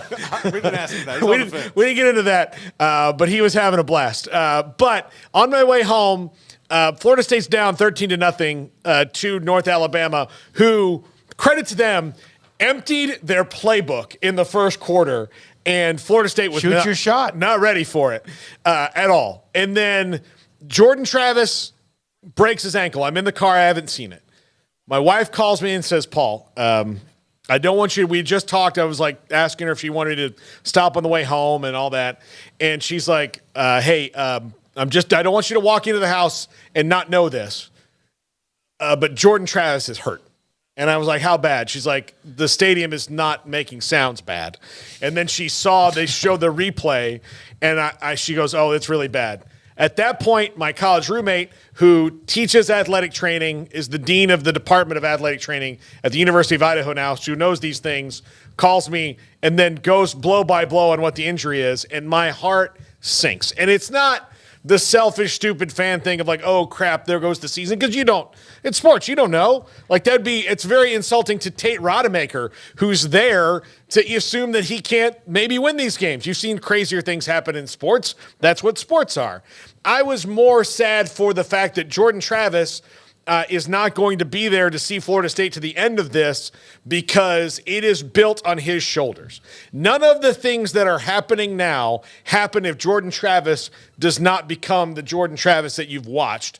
And so it really sucks in that regard because not only is he a fantastic player to watch, but his story is unbelievable. When you talk about a couple years ago begging to be moved to wide receiver when Mike Norvell told him not a chance in hell, you're going to be the quarterback. And he has turned into this player who was a Heisman candidate and, just all these different things. So it's bad. The thing that's made me mad is the narrative that's popped up of like, even if they win the next two, you've got to keep them out because he's not in. And I'm like, are you kidding me with that? Are we going to air this segment on TV? Yeah. Are we? Y'all think? I don't know, but because maybe y'all can edit. I don't know if it's yeah, we can, because that argument's bullshit. It is. I'm sorry if they went out. That is BS to the highest degree, and you must be a fan of like Texas or Alabama or Washington or any other team that could slide into that spot. Because if they went out, regardless of the injury, I understand the idea behind that, but that is bullshit. Yeah, it is. It's total. So that's not going to be on sports tonight. Sorry, there's no other way to describe that. But it is. It's ridiculous, and it sucks. But can they win without him? Probably they should beat at least Florida without him. Because if they go undefeated, I don't give a damn about whatever or whoever their quarterback is. They will be in the college football playoff. Anyone that thinks otherwise, like Craig said in a different way, do you not remember what happened to 94 Nebraska? Yeah. Ohio State. You were talking about Cardell earlier. Cardell Jones, before that, Barnett, among others.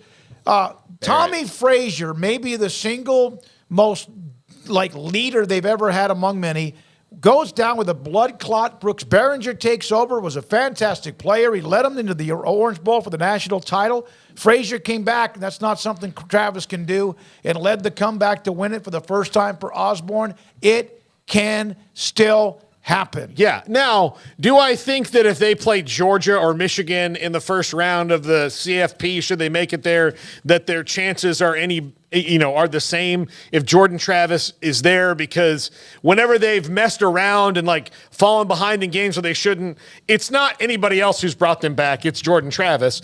But it just means that the coaching staff and the players have to play better. Look, if you had that rough game at left guard and Jordan Travis bailed you out and nobody knew because he was making spin moves and crazy throws, now you can't do that. You have to play better. Trey Benson and Keon Coleman and Johnny Wilson and Jaheim Bell all have to play better because Jordan Travis is not there. Yeah, I think that there's definitely, a proper sentiment that could ruin the playoff as far as it being competitive in the semifinal where Florida State would potentially be playing. I get that, but if a team's earned a win in every single game they played in. It wasn't just one guy that got them there. Now, he may have been the one that put them over the top, but you cannot take away – and, like, we need to get there first. Like, they got more games to play. They got to beat the Gators this week. Right. There's a long way to go here, but I just think that idea of just trying to say, well, if he's hurt and it doesn't matter. No, that is ridiculous. That is the stupidest thing ever, and you must have a dog in the fight because there's no other way you could look at a possibly undefeated team and say, oh, well, this guy's hurt, so nobody else that helped earn that gets the opportunity to play in the games they earned a right to play for. That's ridiculous. Yeah, and by the way, I did not teach Craig how to talk that way. It was, unless he listened to me while watching Nebraska football. No, that was definitely the case. That was part of it for sure. Learned a lot of words. I have this note from John U. Bacon, Michigan, covers them. This is pretty cool, and this is something every school, every business should learn, maybe even people. Years ago, legendary University of Michigan AD Don Cadam told me the key to crisis management was never turn a one-day story into a two-day story. What day is this and what day is tomorrow? In other words, it's yet another day. There's always something there involving Michigan. It's now gone on for a month. I'm wondering down the stretch of this. Michigan and the team has been very resilient because Jim Harbaugh was able to stand out in front and say, I am not taking this.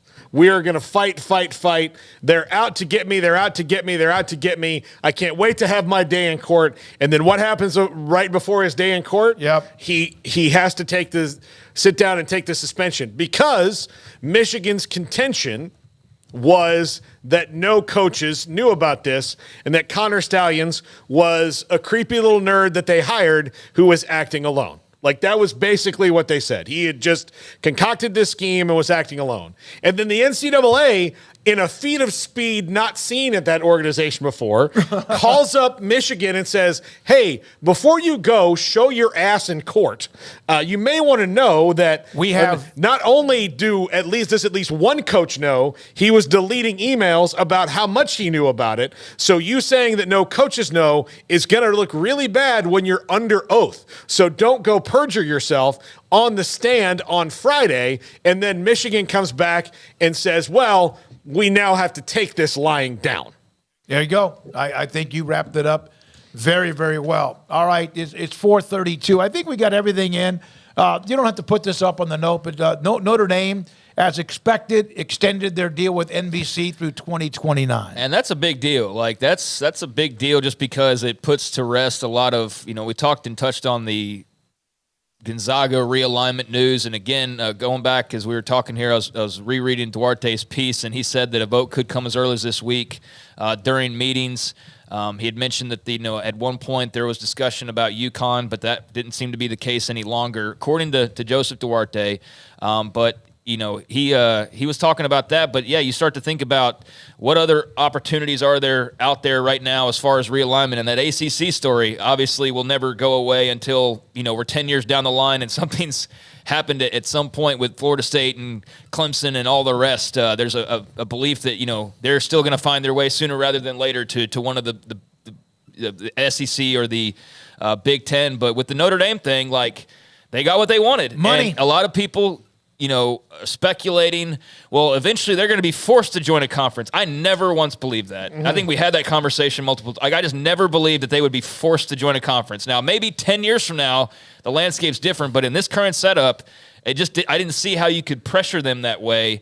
And so for them to go ahead and announce that is a big question mark that was out there in terms of the realignment puzzle that is now case closed. Yep. And they're going to still have their sway in the ACC. They obviously helped the Pac schools get into the ACC as well as SMU, so they're having their cake and they're going to eat it too, and they get everything that they want out of this.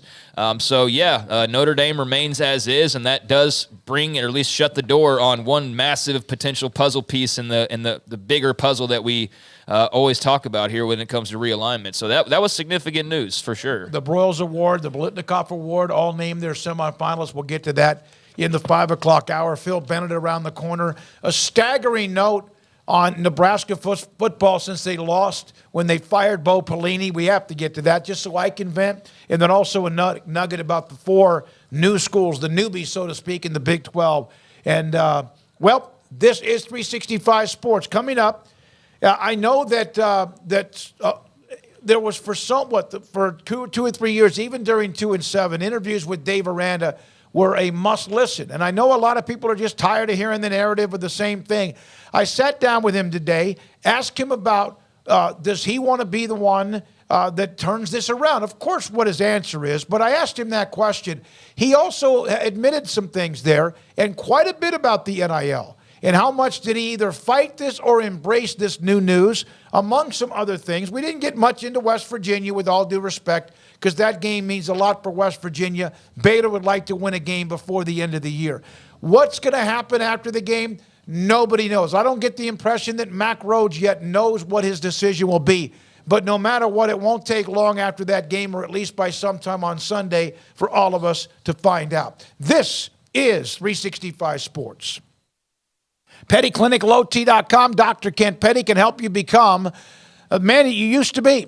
And what I mean by that is as you get older, sometimes it can happen even into your 30s, but a lot of times you think about 45, 50. Sometimes as you get older, your testosterone level inside your body can change. Can change because that's just the way it is with Father Time. 1 out of every 3 to 4 men have symptomatic issues of low testosterone. And if you don't know, but you have any of these symptoms, you don't sleep the same, you have gained weight, you aren't as focused, you aren't as energetic, there's something that you're lethargic, there's something, your focus is bad. That could be like with me, and that's attention deficit, but it could be your testosterone dropping, and sex drive is not the same either. Dr. Petty will set you up. His staff will set you up to get your blood work. He gets the results, and if your testosterone level is too low, he can put you in a program to increase it so you can help get rid of some of those symptoms, or at least get through some of those symptoms. It's simple. Contact them at pettyclinic.lowt.com. In our logo and advertising, we say we are people that you can count on. What does that mean? It starts with providing a quality vehicle and quality service at a fair price. But it also means we do what we say we will do, and we treat people fairly with respect. It starts by hiring great people, good local folks who work hard with a caring attitude. Our employees are the real reason we are people that you can count on. Put us to the test and see for yourself that at Richard Carr Motors, we are people you can count on. Shorty's Pizza Shack at 12th and Bagby is a homegrown, locally owned pizza place that's out of this world. Everything from the dough, the sauce, the sausage topping is made fresh in-house. Not to mention the amazing pizza pillows, the chicken wings are to die for. Try the Sikkim sauce, chili cheese fries, or tots, plus great specials on food and drink every single day. Shorty's is also the perfect spot to watch the game with your friends. Shorty's Pizza Shack at 12th and Bagby. Tell them Paul sent you by.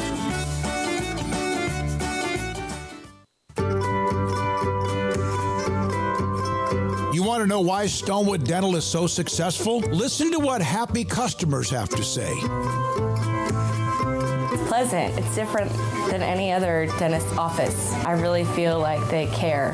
And it's not that you're here for 2 hours waiting on someone to take care of you. It's quick and easy, and I bring my kids, and my kids love being here too. They really love the treasure box. Staff is really nice and accommodating, real friendly. You feel more like home. It's not sterile looking. Everybody has their own personalized rooms with decorations and decor, and they'll even have a blanket for you when it's cold. I've recommended people to actually come here, and they are patients now. I really love it here.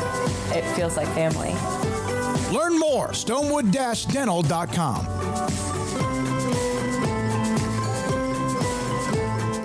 TFNB Your Bank for Life is the official local bank of Baylor Athletics. Find out why more Central Texas are making TFNB their bank for life. Sign up for our Edge checking and savings accounts to earn interest or cash back. With 5 convenient locations and an award-winning mobile app, banking has never been easier. TFNB Your Bank for Life. Member FDIC. Three Nations Brewing Company has 16 different beers on draft with a new beer every Friday. It also offers 2 air-conditioned tap rooms, a large indoor beer hall, a second-floor mezzanine offering a great overview of the brewing company and equipment and patio where you can relax under the shade. Plus, you can now experience the new Three Nations Beer Garden Grill on our shaded patio. Grab a cold beer and enjoy a bite from our freshly prepared and delicious menu. Street tacos, quesadillas, freshly cooked burgers and dogs, and veggie burgers too. Nachos and and so much more, all prepared and cooked on site. So come visit the award-winning Three Nations Brewing Company on East Vandergrift off I-35 in Carrollton.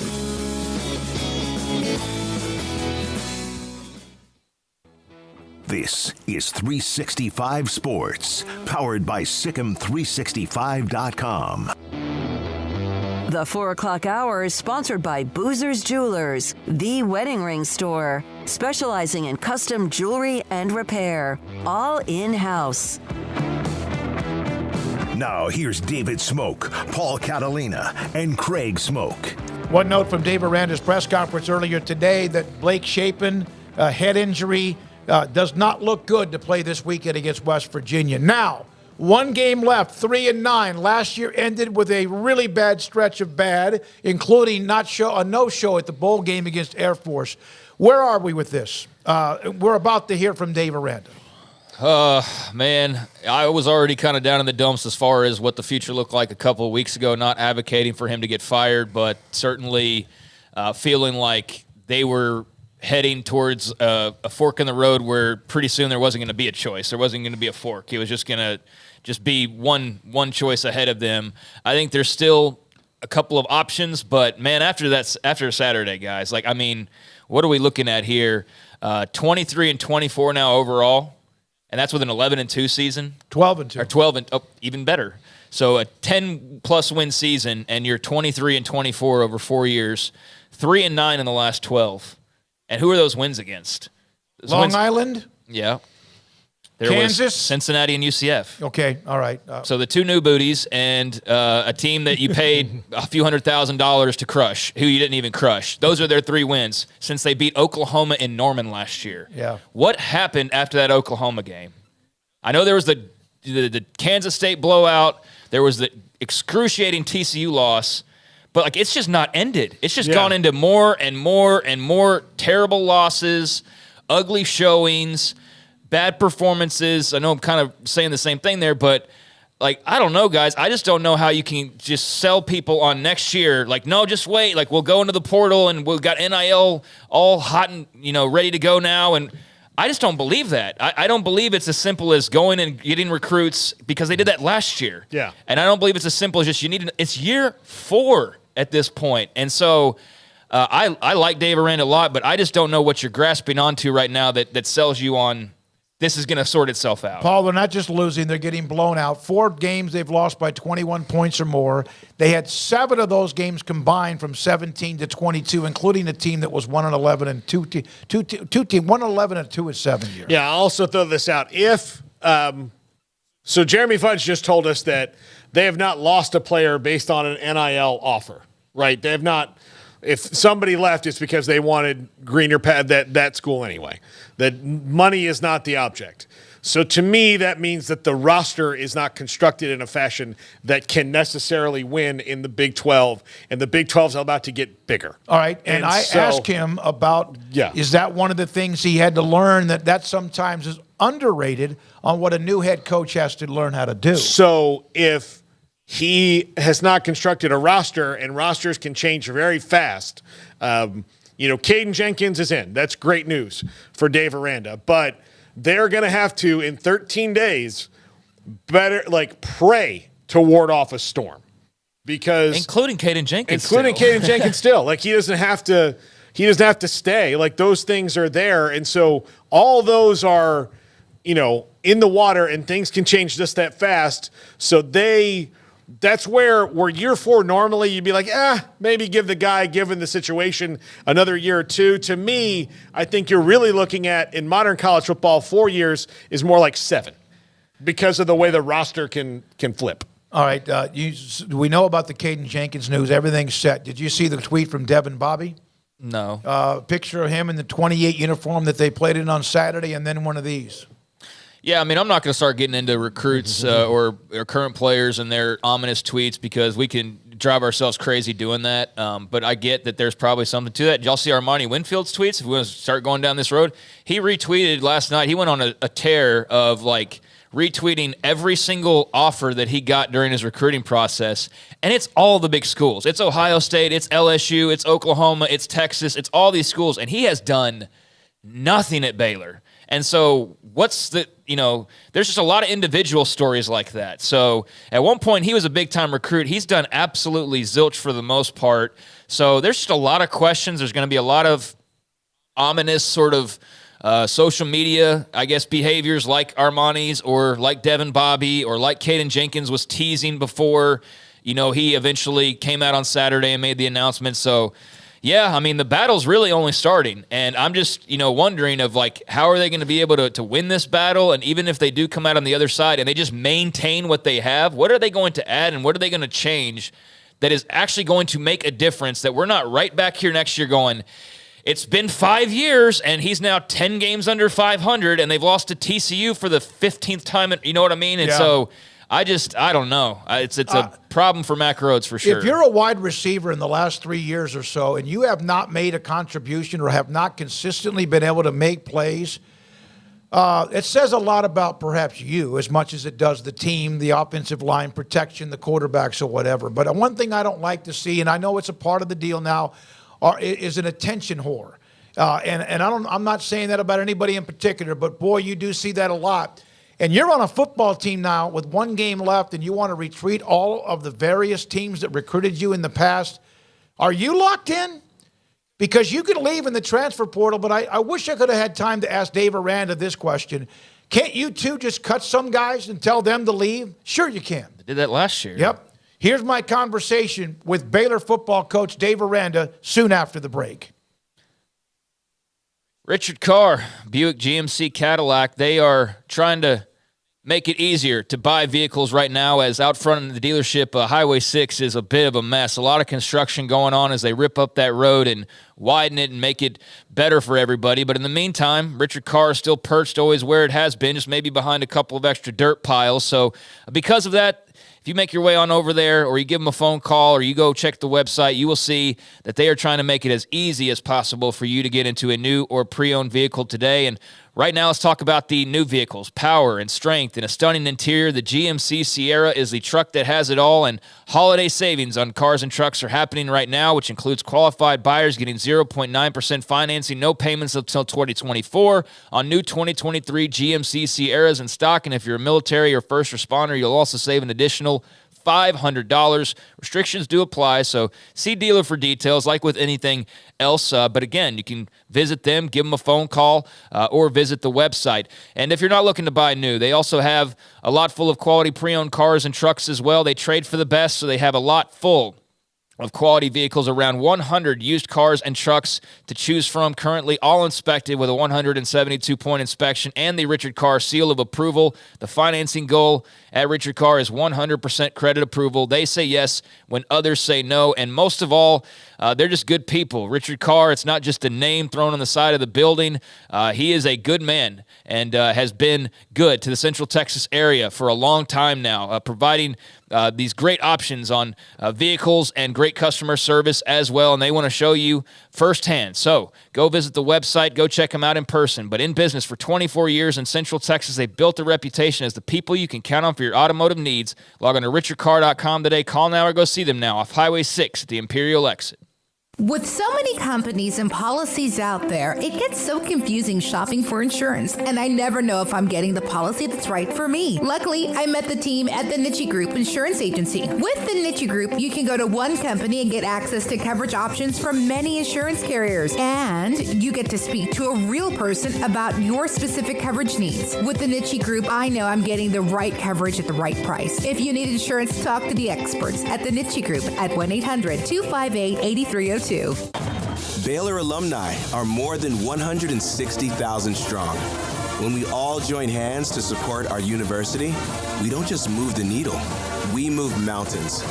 Working together, we create life-changing opportunities for students on the field, in the classroom, in the laboratory, and in life for generations to come. So get connected, get involved. Learn how at Baylor.edu/alumni. Did you know that 1 out of every 4 men have symptomatic low levels of testosterone and don't even know it? And if you think you're too young to worry about it, guess again. Low T levels can make you feel tired and grumpy, raise your cholesterol, and cause weight gain. Petty Clinic Low T can set up same-day blood screening and results. So if you're tired of being tired, call or go online at pettycliniclowt.com. It's a private clinic with an atmosphere catering to men. Affordable, only $165 a month, including lab work, office consultation, testosterone injections, and follow-up visits, compared to $300 or more a month in Dallas or Austin, and you don't have to drive 90 miles one way or the other and fight the traffic. Petty Clinic Low T has board-certified physician consultations and will provide the best form of brand-strength testosterone. Contact Petty Clinic Low T for increased energy, improvement in sexual desire and performance, mood, concentration, even a decrease in body and belly fat. Just off Highway 84 and Old Hewitt Drive in Woodway, pettycliniclowt.com.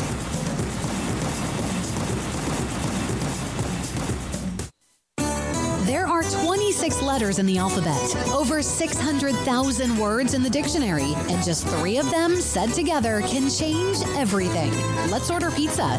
Those 3 words lead to dough made from scratch and 3 fresh signature cheeses that blanket golden crust in a heavenly melt on Marco's Pizza that'll blow your mind. So visit marcos.com to order and stop by Marco's Pizza in Belmead, China Spring, Woodway, and in Robinson. Marco's. Pizza lovers get it. From the first workout to the last practice, sports is an incredible challenge. Hi, this is Dan Engel with the First National Bank of Central Texas, and we're proud to support each athlete, every parent, and our educators. From families, small businesses, to the biggest industry, we're here to help. With remarkable products like instant issue debit cards free at all of our banking centers, we've got banking ideas that fuel big dreams. The First National Bank of Central Texas. Familiar faces making local decisions. Member FDIC, Equal Housing Lender. This is 365 Sports.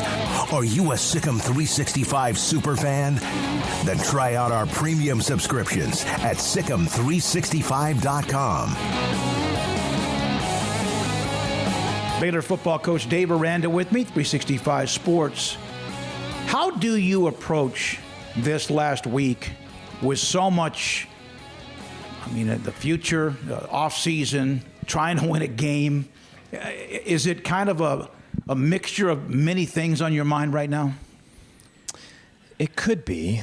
You try very hard for it not to be. We talked about in our staff meeting this morning, it's really almost kind of like a spiritual practice because you have to focus on this moment right here, right now.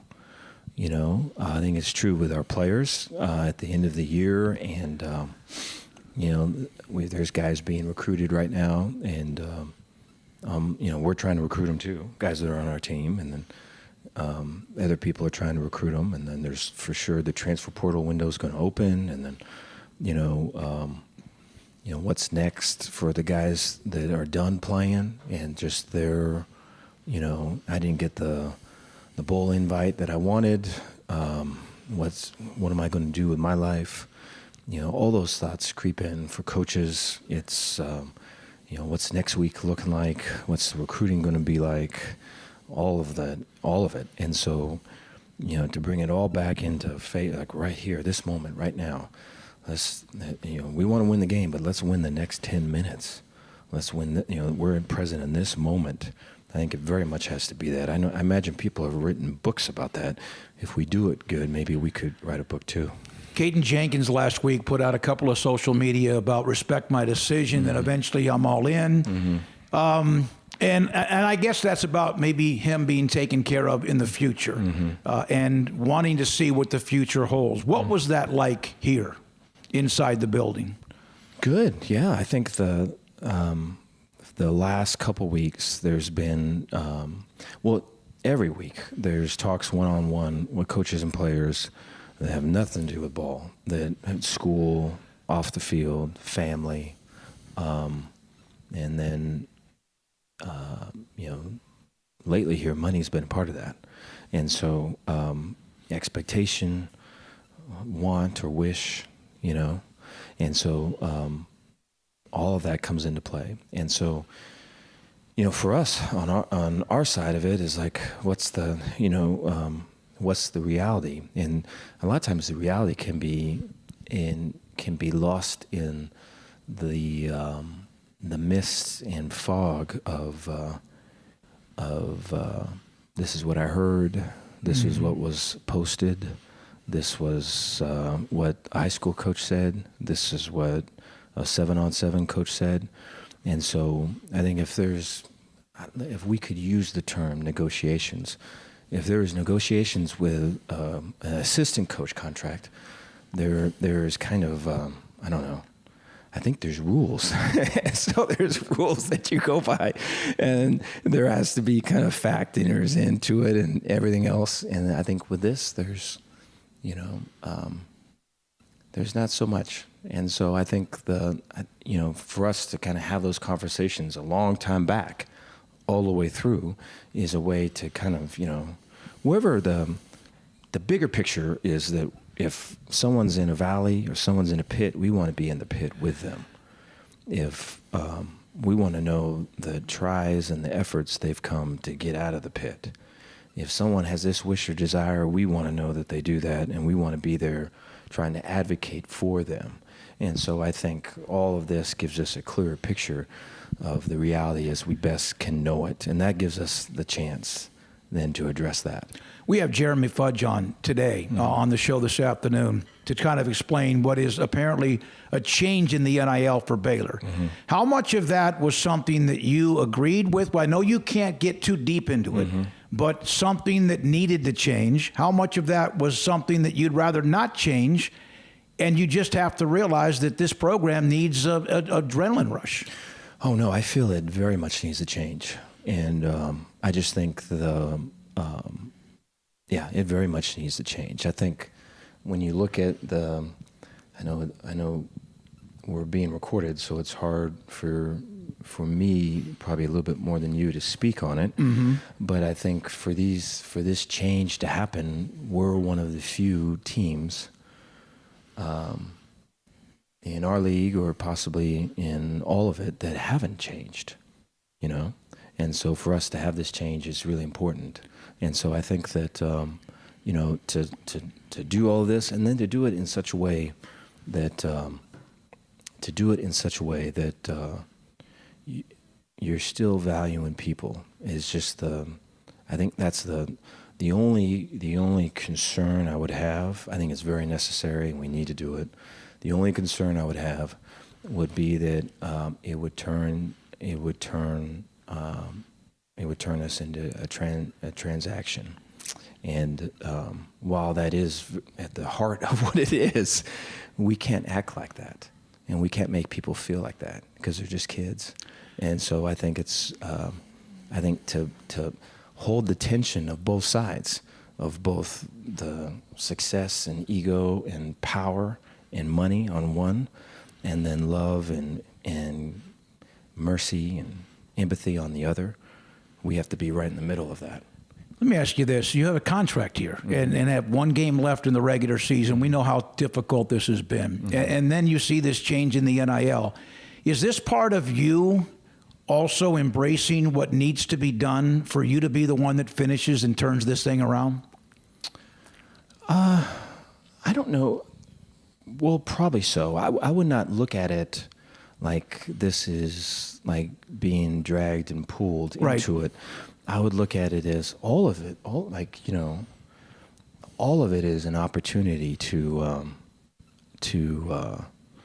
I hate to say grow, but is an opportunity to be better. I don't know. I just think I think the Julian of Norwich says first the fall and then the recovery from the fall. And both are the mercy of God. And I just think you have to embrace all of it from the beginning. So whether it's the things that are like you or the things that are way opposite from you, you have to, in the beginning, you have to say yes to all of it.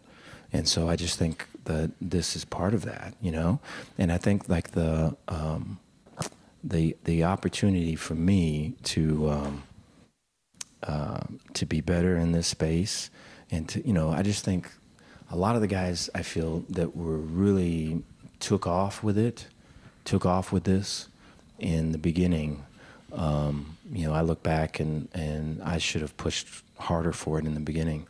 I think my hesitation in it, I think we've talked about. And so I think to learn from that and to be better is way acknowledged on my side. If you don't mind me asking, do you expect to be the one that turns this around?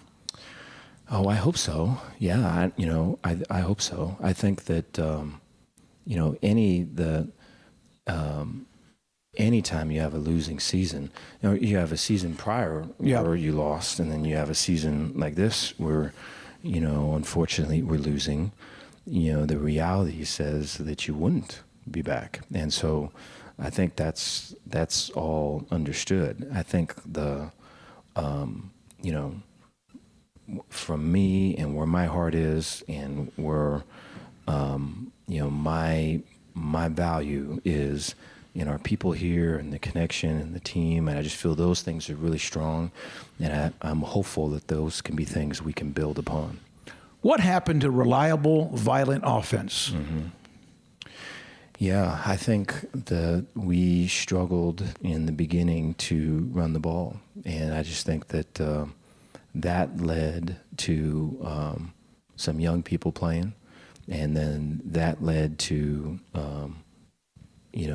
this young guy has this mistake compiled by now. This young guy's got that mistake. And then that compiles to, are we any good? Is this even going to work? And then you just add so on and so forth. And so you stop the bleeding with if the spotlight's on the run game, then, there's a lot of blood there. And so you have to take the spotlight off of it and then work on it kind of in the dark, and then get the throws out faster to get quick bubble screens and line throws that can take the place of the runs, and so the spotlight's on that. So that hopefully the run game can get to a point where you can move the spotlight back to the run game. And so there's been some of that here at the end of the year.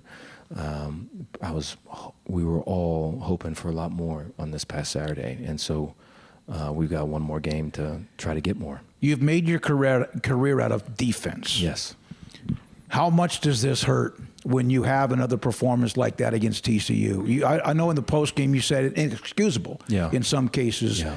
How much does that hurt? Because that's what that's supposed to be your core. Right. Yeah, it does. It hurts. And I first hurt for Palage because I just see I think it was after the K-State game. It took him till Monday for him to look me in my eyes.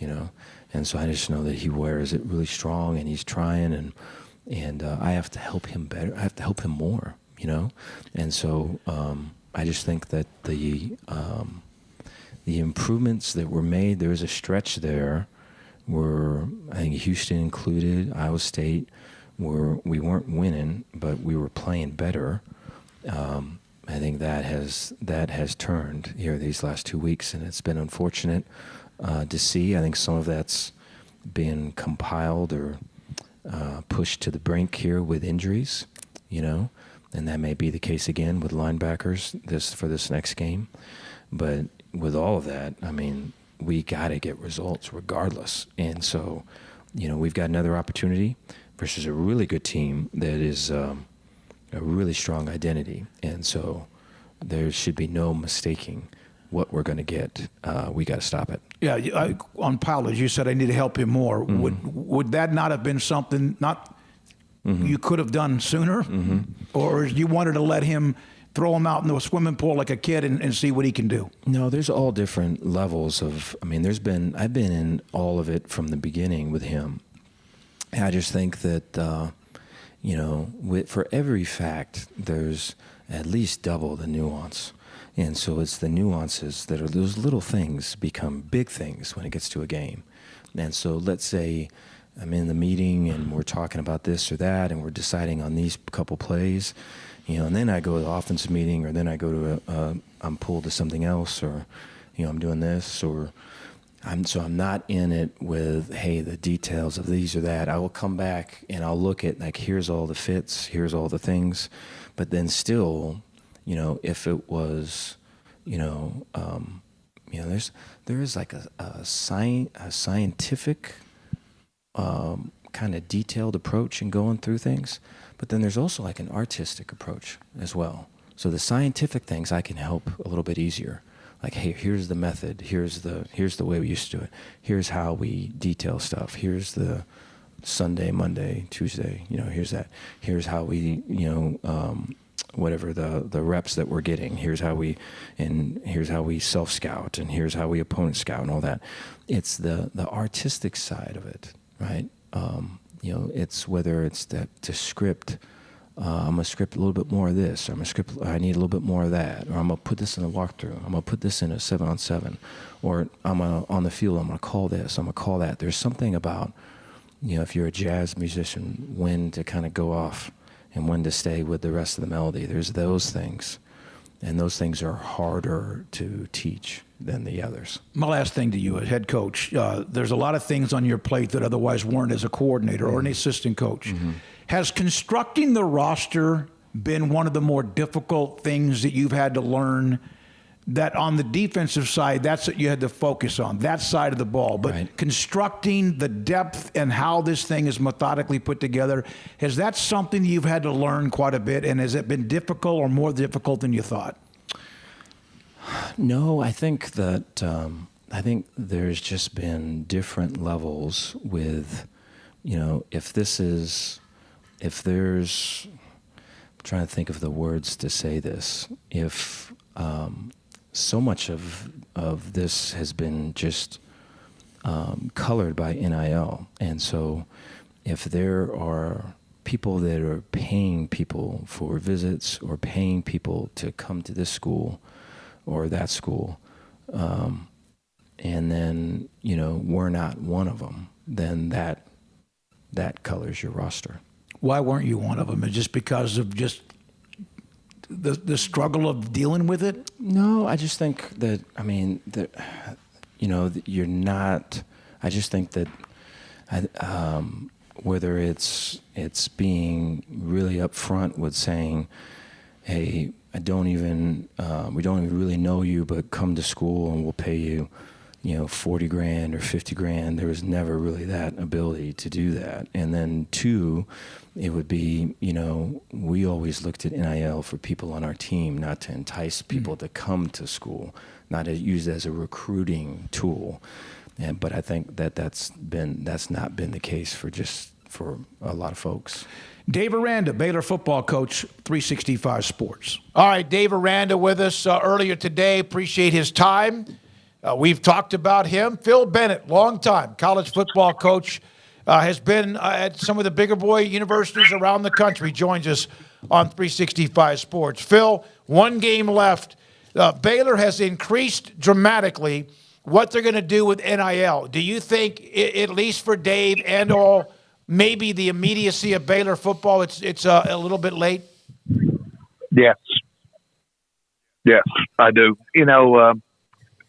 I'm just listening to Dave, and everybody understands the nuances of what was happening, but not to think that the amount of money would entice players and keeping the players on your roster. I think maybe it was a little bit sort of like Dabo. I think he's regretting it right now, and I think it was a mistake, because I think it's a combination of keeping your players that you want to keep, and then you've got to enhance your squad, your needs by the NIL. And unfortunately, it doesn't look like that happened. Phil, is every year, because of the new rules with name, image, and likeness and the transfer portal, maybe doubled in acceleration of either development or falling behind, because you can't either turn around things pretty quickly, but you can turn around after a bad year and your roster can get rated and you're back to square one faster than you used to be? That's true. One of the things that is happening is everybody's trying to get a system between keeping your players that you got, that you want to keep, getting kids that are in the portal, and then throw in high school kids. These are kids, let's don't forget about them. These high school coaches right now are pulling their hair out. You got these coaches that are on 5-year contracts. After year 2, they're going to get fired. So it has the college football at the Power 5 level. It has, you better find a system that can keep you there and give you the opportunity to compete at a very high level, and you better get that system worked out on the numbers. What's it going to be? Who are we keeping? Who are we signing in the portal? And how many high school players are we taking? I mean, it is a fine line right now. Coach, so on Saturday there in Fort Worth, we saw a lot of the same things that we've been talking about all year long, the execution piece. But at some point when you're 11 games in, that just doesn't fly anymore. The youth of the team, and people just don't want to hear that at this point. Watching that game on Saturday, Josh Hoover, 400 yards in the air. Just what did you make of the effort, not only by, I guess, Baylor, but also the TCU side, as they really needed that win to keep bowl hopes alive? I thought the game was a typical, unfortunately, of Baylor's season this season. I didn't see a lot of pregame emotion, which we all know that leaves the first or second play of the game. I believe that there's some good young coaches on that staff. I think without question, defensively, they lack experience on what they're doing. I thought, I said this before, if you're not doing some things to make people find where you're at, where you're loading coverage, where you're not loading coverage, I just think that it's very inexperienced. And I think that Kendall saw something he liked going in the game and stayed with it. It's not like he ran a smorgasbord of plays. He was running the same play. Quarterback knew where the seams were, read the coverage, didn't change the coverage up much. And I just felt like it was fairly easy picking. And I think that TCU knew that it was a big game for them, and they played like it was a big game. Phil, Jeff Levy's had 2 cracks at Baylor, did not work out, the bowl game and then also Oklahoma. How much do you think that was personal for Kendall? Well, I think Kendall is smart enough to know that it's hard to win. All of us have talked about this. You ask any coach right now, you never take winning for granted. Mm-hmm. And I don't think Kendall said, I'm going to go in this game and coach harder than any game because it's Baylor. I just think that Kendall knew, you know what? I've got a quarterback that is getting better. He played a great second half versus Texas. I'm going to try to get him to continue that. And what happens, Smoak, and you know this, when you get too personal in what you're doing, you lose the focus of what it's about. Yep. It's about the coaches, about the players, putting them in a position to be successful. And I thought Kendall did a really, really good job. I thought that he was very methodical in what he did, how he ran it, how he threw it. And I really felt like he got zeroed in on what Baylor was doing and probably could have scored more, to be quite honest. Phil, the Texas kind of, I don't say they messed around. Iowa State kind of held them to how they wanted in the first half. In the second half, Texas was able to pull away. Is this Texas team, in the way that they're playing right now, say they do get into the college football playoff, are they good to win a game in the college football playoff, or do they need to start playing better if they want to do that? Should they get there? I think their coach, Sark, would tell you right now that they're not hitting on all cylinders. But I think they went into Ames, and let's be honest, the last time they were in Ames, Iowa, it was a you-know-what show. Had coaches going after players at the end of the game. Iowa State just pretty much whomped them. And I think they're playing harder. I think the biggest thing that I see is their dramatic improvement on defense. Their front 7 on defense is really good. I thought they took that game and controlled it. I think that they would tell you the same thing. Ewing is still getting his wheels back. He's still getting, they have enough receivers to make a few plays. The Whittington kid has stepped up, and Baxter has stepped up at running back. but I think for them to make it happen in the next two games against Texas Tech and in a championship game, they're going to have to play at a higher level on offense. So they are just a win away from getting into that championship game. Right now, if Oklahoma State wins, that's who they would play, and those two have not played this year. Kansas State, Oklahoma still have an opportunity. Which of those three teams do you think would give Texas the best run for their money? Knowing they've already played two of them, but who, if you had to choose, here's the team that could knock them off of those three, who would it be? You know, the way they're playing right now, I'd say K-State. It went to overtime. They don't match up. Probably they match up the worst with K-State. I think that, and the reason I say that, if I don't care what he says, if that K-State coach had a do-over, he would have kicked the field goal and played it longer in the game in Austin. And think about this, guys. K-State, the first half at the game in Austin, it was a miracle that they weren't down 4. They played horrendous and came back, tied the game, and very easily could have won the game.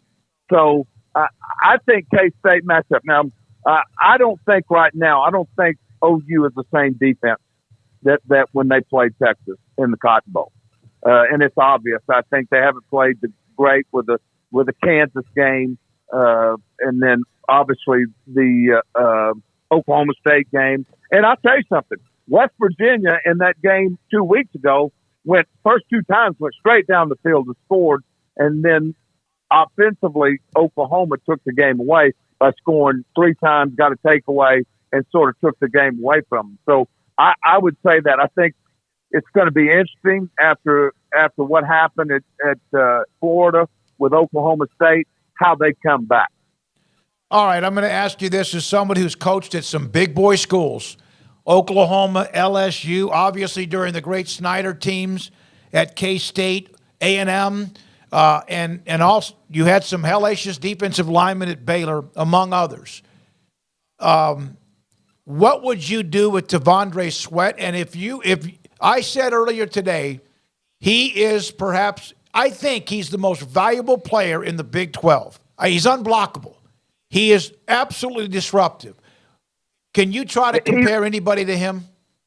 Well, I had Aaron Donald at Pitt. Okay, there you go. And Never heard of him. I knew immediately. I mean, we had a guard that was a second-round draft pick, and I remember after a practice, and Aaron was a true freshman. He come and this guy really thought he was good, and he was good. And we called him Cheesy. He came up to me and said, Coach B, he said, this guy's a dude. He said he doesn't know how good he could be.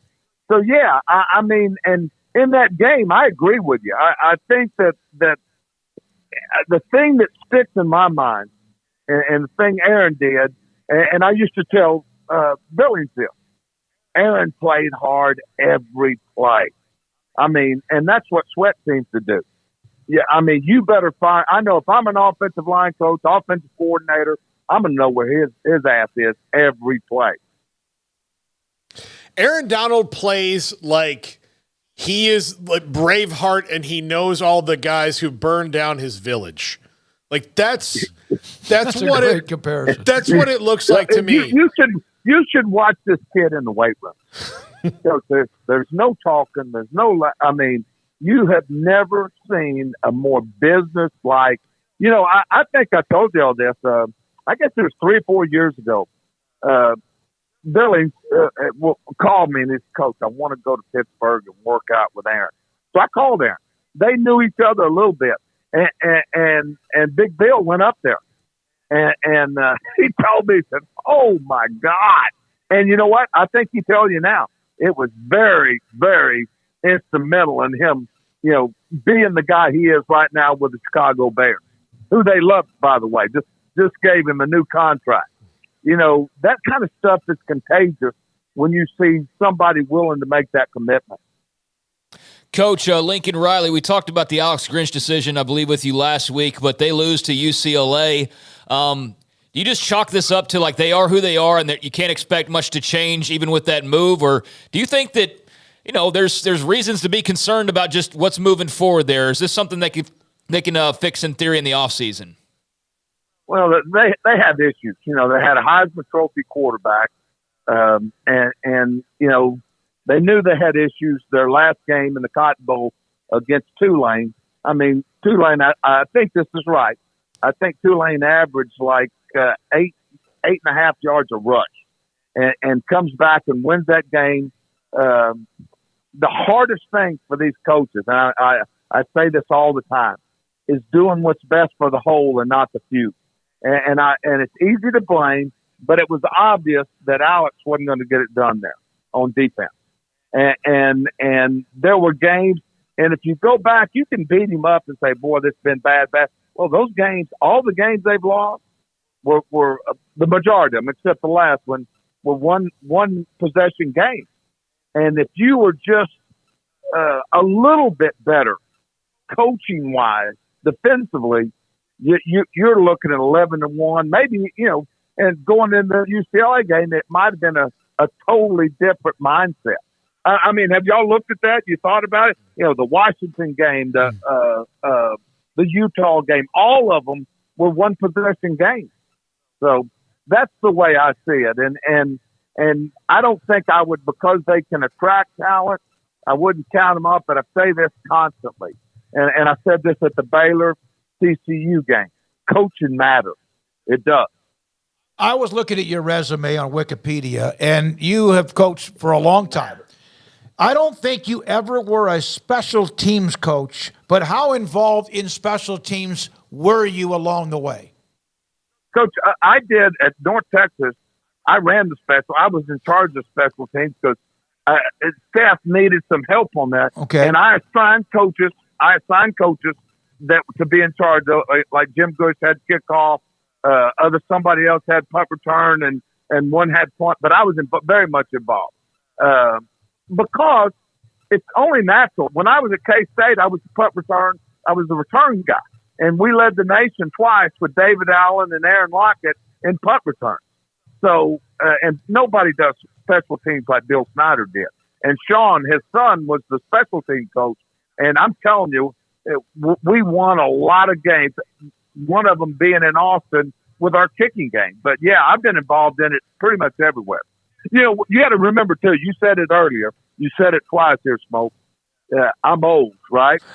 And back then, there wasn't anything such thing as a special team coordinator. No, that's what I was wondering, because I've always thought that special teams makes a good team great, an average team good, and a bad team average. Yeah. I would concur with that. And, you know, most of your special team guys, the brunt of them are defensive guys.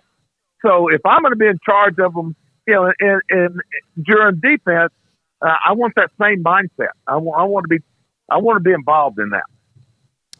Coach, my beloved Florida State Seminoles lost Jordan Travis, their amazing quarterback, the other night. They have a really good team around him. They've got 2 games in front of them. They've got to win both if they want to be in the CFP. As a coach, how do you have to turn into a psychologist to make sure that Jordan Travis getting hurt does not get you beat just because you're sad he's not there? Well, the first thing you got to do, Paul, is it's never been Jordan Travis is really a good player, but he's not their only good player. Mm-hmm. And this is where coaching and Norvell's leadership comes in. You know, you got to convince them. Number one, we weren't a one-man show. You know, he was a great player, and we want to give him all his props. But we need people to step up. The challenge, you know, I'll never forget Art's last game when we played North Carolina. He was best during that week of practice, best I've ever seen.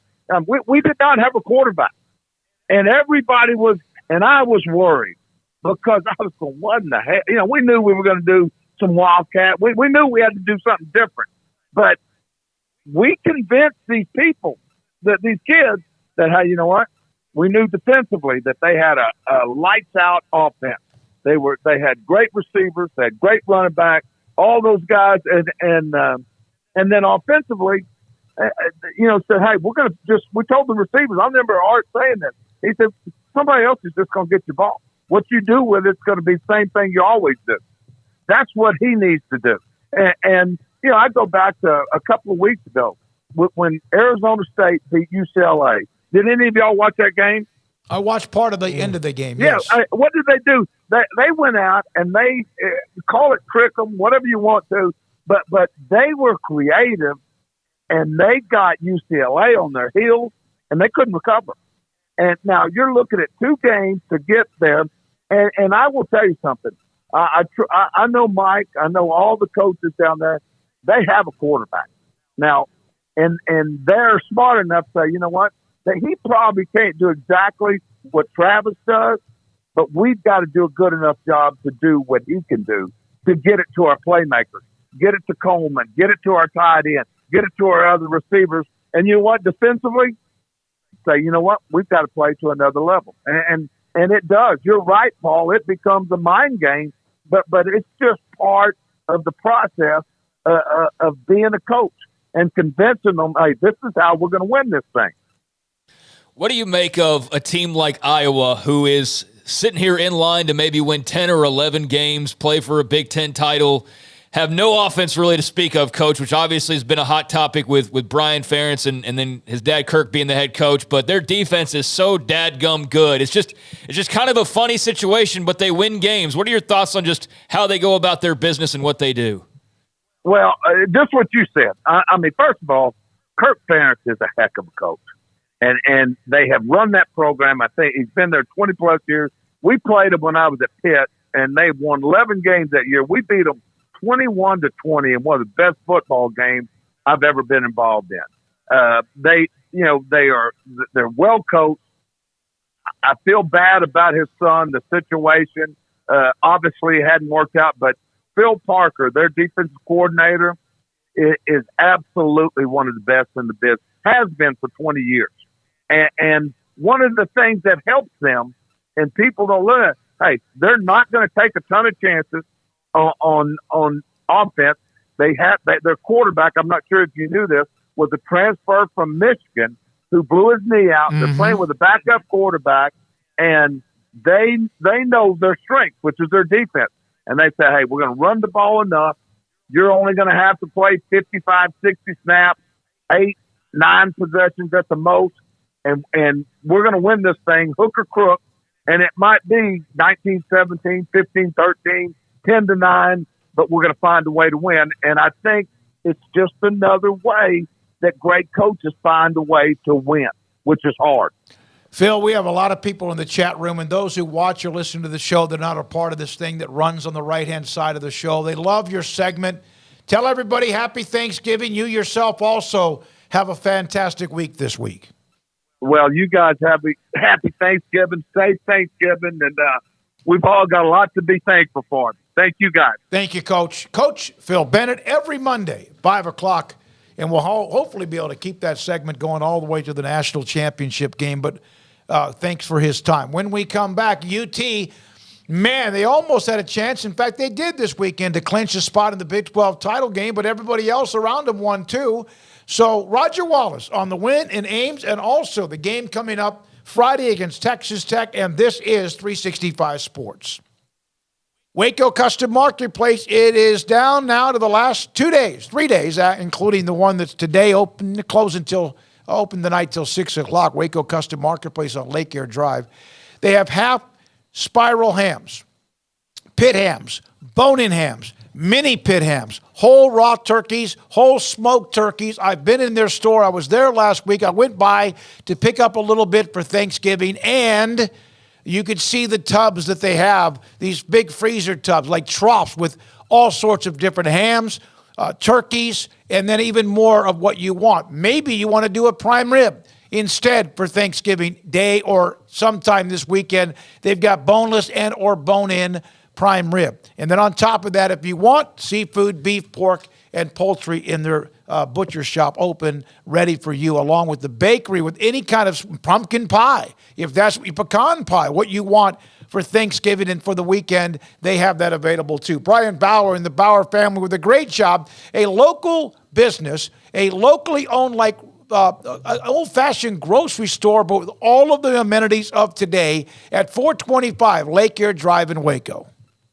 One size fits all. That may be all right for an adjustable belt or cheap sunglasses, but when it comes to your financial needs, no one wants a one-size-fits-all strategy. Ben Erlinson, your Edward Jones financial advisor, knows that his most important goals are yours. That's why he takes the time to understand your needs, knowing you. That's how Edward Jones makes sense of investing. Ben Erlinson, 100 North 6th Street in Waco, 254-759-8533. Edward Jones, member SIPC.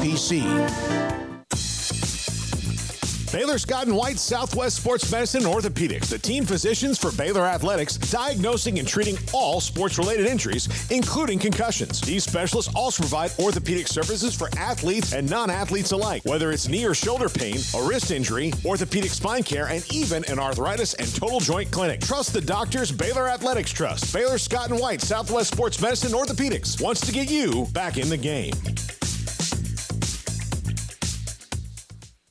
TFNB Your Bank for Life is the official local bank of Baylor Athletics. Find out why more Central Texas are making TFNB their bank for life. Sign up for our Edge checking and savings accounts to earn interest or cash back. With 5 convenient locations and an award-winning mobile app, banking has never been easier. TFNB Your Bank for Life. Member FDIC. Petty Clinic Men's Healthcare in Woodway is now proud to offer you men an exceptional weight management body sculpting product called semaglutide, also known as Ozempic or Wegovy. Semaglutide is an FDA-approved weight management medication. Once-a-week injections of this powerful medication offers an average body fat weight loss of 20% within the first year of treatment. In addition to body sculpting, semaglutide also normalizes blood sugars and has the clinical research proof of reducing blood pressure, cholesterol, stroke, and heart attack risk.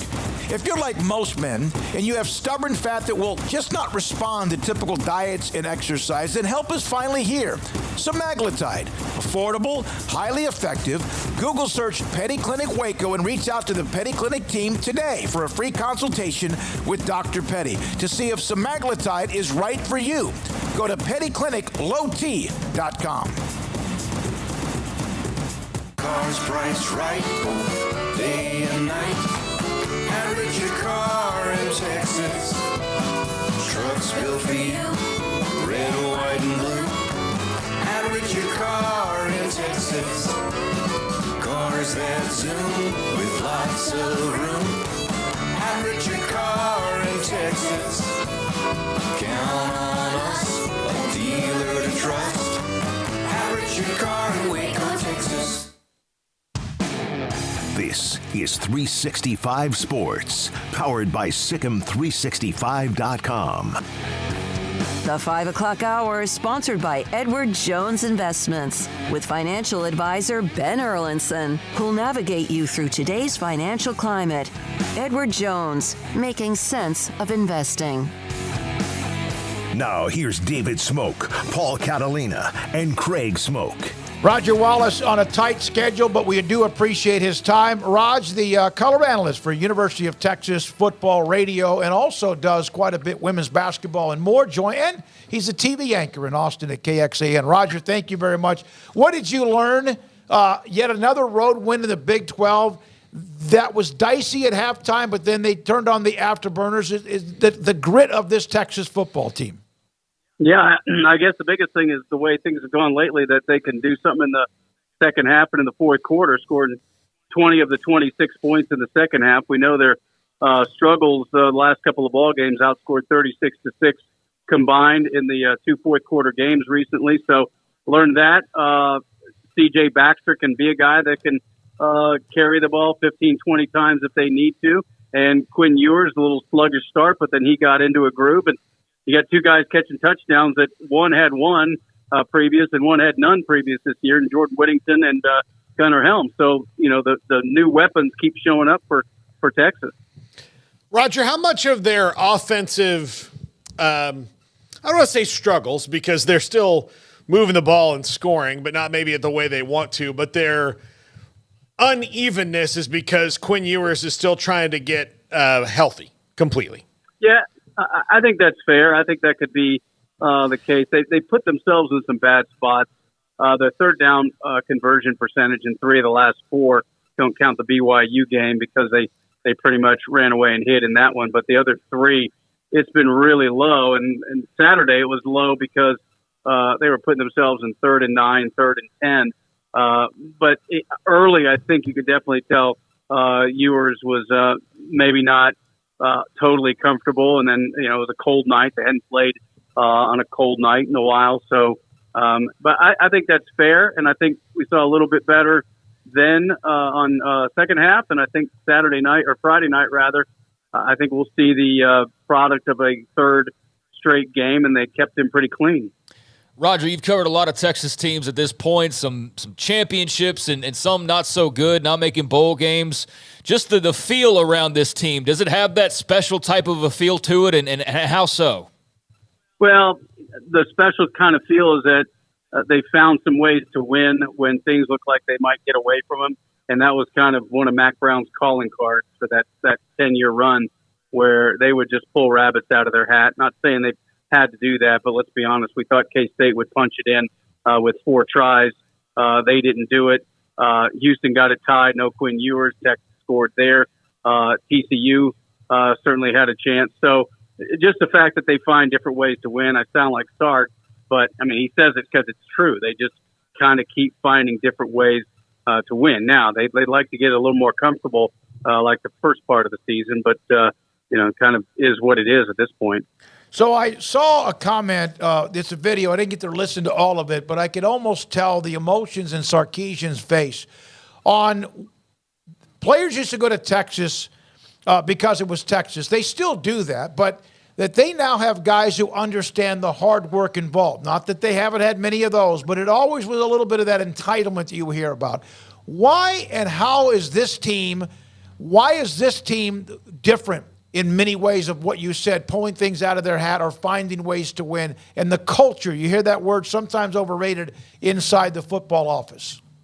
Yeah, and I think part of that is that, this program's been humbled a little bit over the years. So, say what you want about entitled, about having, as the Iowa State offensive lineman say, having all the nice things and things like that. But when you get humbled, I think maybe you get a little edge and take a guy, and I know you can appreciate this, David, with your vast high school knowledge. Take a guy like Jordan Whittington and just everything this guy's been through and what he kind of personifies now as a player as opposed to when he came in from Cuero and he was going to be, the next Mr. Everything. And then his role has kind of changed over the years. His love of football was lost, and then he got it back.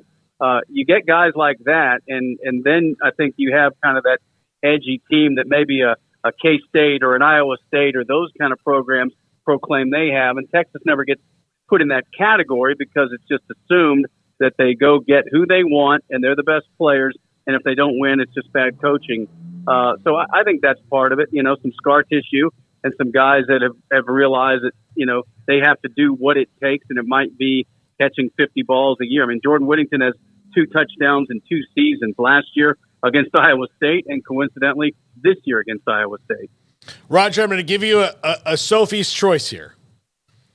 You can either eat for 30 days straight your least favorite food, 3 meals a day for a month. That's the only thing you can have, whatever your least favorite food is. Or one time as a running back through the hole, have to take on T'Vondre Sweat one-on-one. What would you rather do?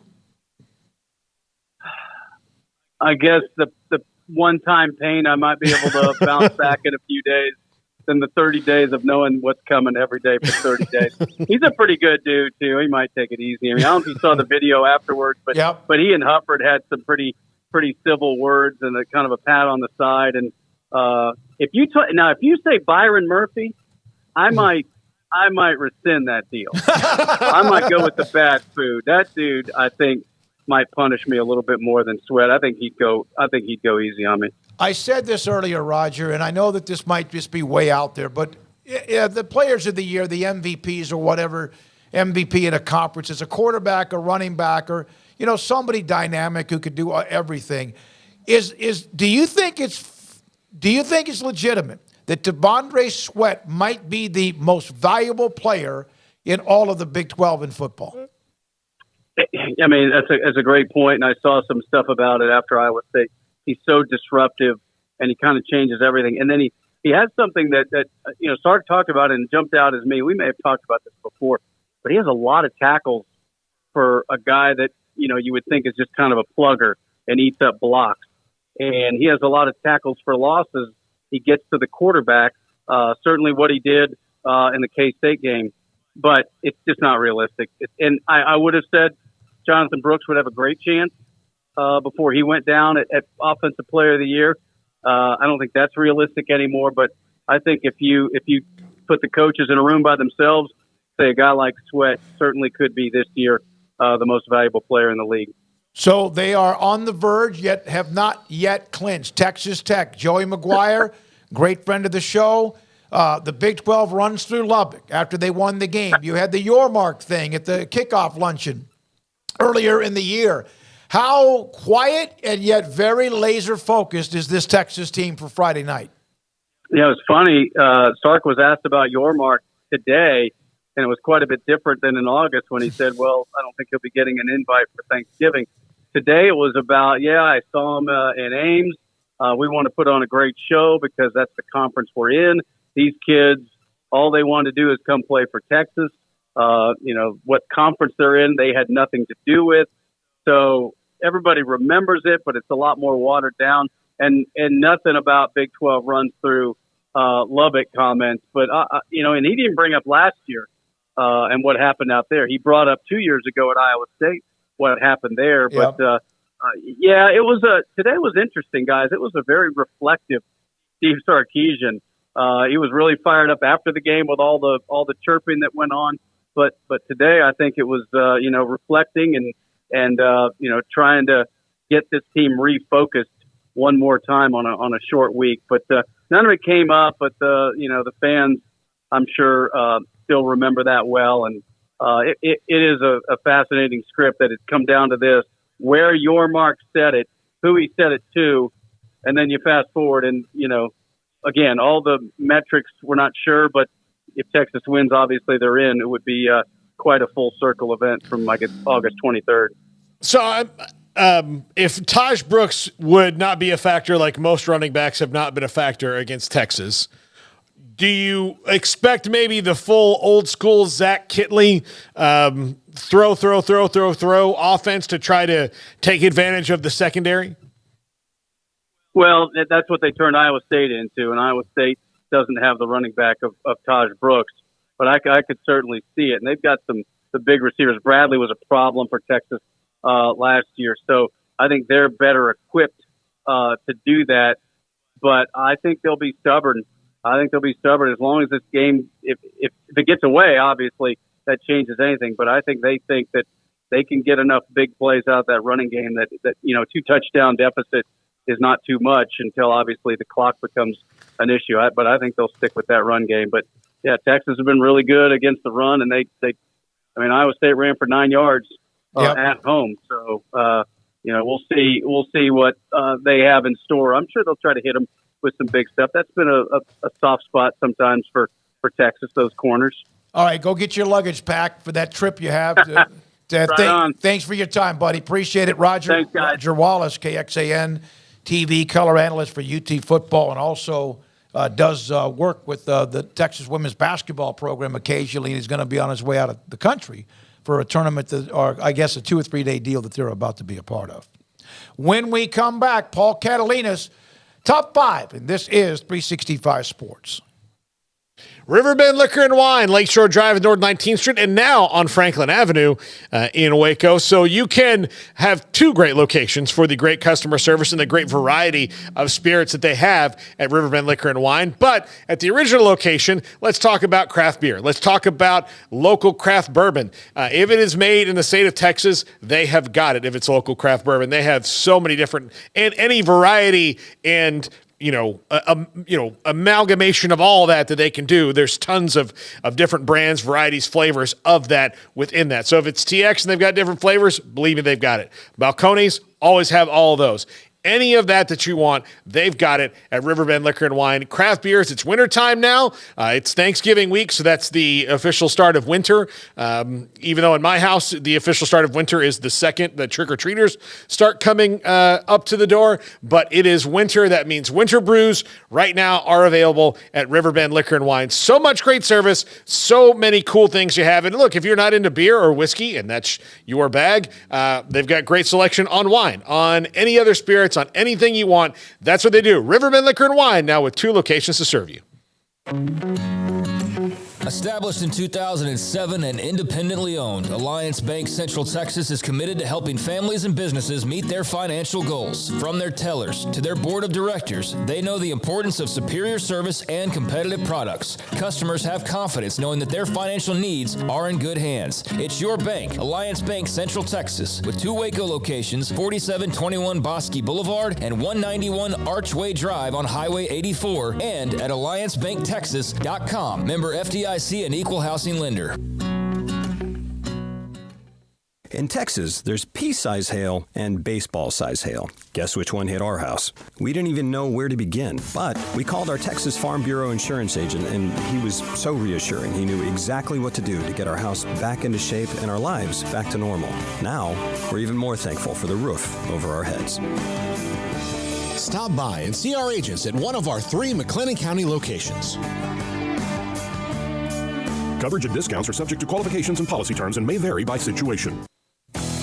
Three Nations Brewing Company has 16 different beers on draft with a new beer every Friday. It also offers 2 air-conditioned tap rooms, a large indoor beer hall, a second-floor mezzanine offering a great overview of the brewing company and equipment and patio where you can relax under the shade. Plus, you can now experience the new Three Nations Beer Garden Grill on our shaded patio. Grab a cold beer and enjoy a bite from our freshly prepared and delicious menu. Street tacos, quesadillas, freshly cooked burgers and dogs, and veggie burgers too. Nachos and so much more, all prepared and cooked on site. So come visit the award-winning Three Nations Brewing Company on East Vandergrift off I-35 in Carrollton.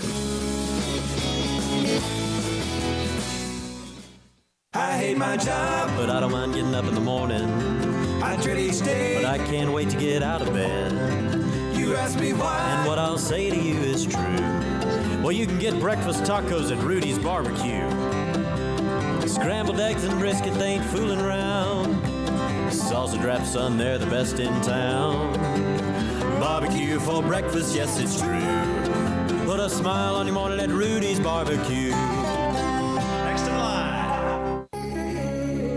It's time for Paul Catalina's Top 5, brought to you by Texas Beef House. Where's the best beef in Texas? Your house when you order from Texas Beef House. Unleash the flavor of Texas-raised Wagyu. From our pasture to your plate, TexasBeefHouse.com. Top 5 G5 coaches who've earned a shot at the P5. Some of these should not be a surprise to you guys, but went through it. Tomorrow, we're going to talk about the top 5 FCS coaches who deserve a look because there's some young, up-and-coming guys. We'll call it the Kalen DeBoer, Chris Kleiman list tomorrow. That you might want to, if you're looking for a coach, you might want to kick the tires on these guys. But today, and a lot of these guys will probably get a bump up here in the next couple weeks, but some of them may or may not. One of them's been on pretty much all these lists for the last 2 years. Number 5 was on a list just last week. John Summerall at Troy. I know that Mississippi State coach search appears to be zeroing in on one guy, but if you are a team, especially in the Southeast, that might have an opening, John Summerall, intense defense. He's going to bring some excitement, some fire. 2-year program. He has earned his shot at the Power 5. Yeah, I mentioned him earlier. Mm-hmm. Yeah, I mean, he's had a really good run there at Troy, and yeah, I can see where some people will be knocking on his door, especially with, as you said, a job open like a Mississippi State, for example. But good run with the Trojans. I don't know about the timing of when guys are deserving as you're going to lay out here, but certainly among the candidates of what is really a lackluster coaching carousel, quite frankly, then he is definitely cemented himself as one of the top, up-and-coming names to start to identify and target, and perhaps in some case hire. So, yeah, absolutely. And just to say, Barry Odom's not on this list because he was already in these are all guys who have not been P5 head coaches yet. Number 4, Chuck Martin has been in the P5 as a coordinator, most recently at Notre Dame a couple years ago, but he has got Miami of Ohio rolling. Been good for the last couple of years, and curious to see if he gets a shot, especially at maybe one of those Big Ten jobs that might open. Like if I'm Indiana and they let go of Tom Allen, Chuck Martin might be a name I would look at for that. I'm not sure if he's big enough for Michigan State, although they'd be crazy not to at least interview him. And then some of this is, I know that like you've got to sell to your alumni that like, oh, he hasn't done it at this level, but man, you know, you could be like the NHL was the worst about recycling coaches for the longest time. And then you would look at teams like they haven't won a Stanley Cup in 38 years. Garrett, you know this as a hockey fan. Mm-hmm. And then you look at their coaches and they just recycle coaches and they don't go get new ideas or new things to do that. And that's why you have sometimes great franchises, great schools, or schools with a lot of potential because they're just not creative. So go look at a guy like Chuck Martin, see what he can do for you.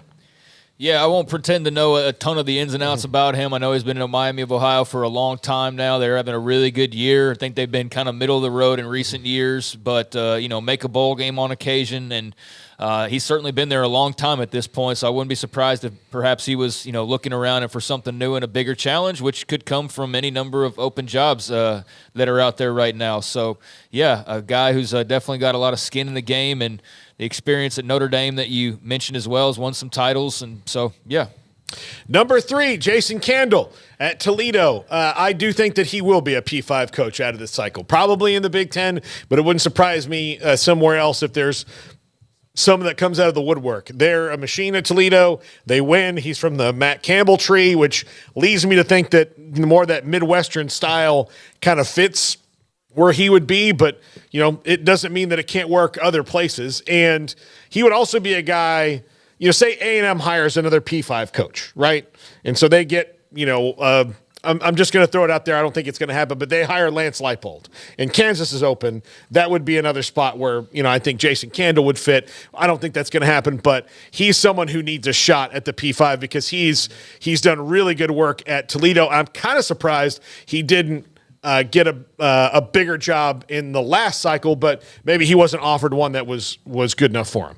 Yeah, maybe not. Yeah, who knows anybody's given circumstances on any given cycle. But, yeah, I mean, not young, 44 years old, I think, is what I saw earlier. So has got some skin in the game, as you as you pointed out there. They're 9-1 this year. Mm-hmm. And, yeah, we heard a lot about him last time around. So, yeah, it seems like a year further into the game, a really good team, good offense, Mount Union background. That usually works out well for a lot of guys that come from that coaching hotbed.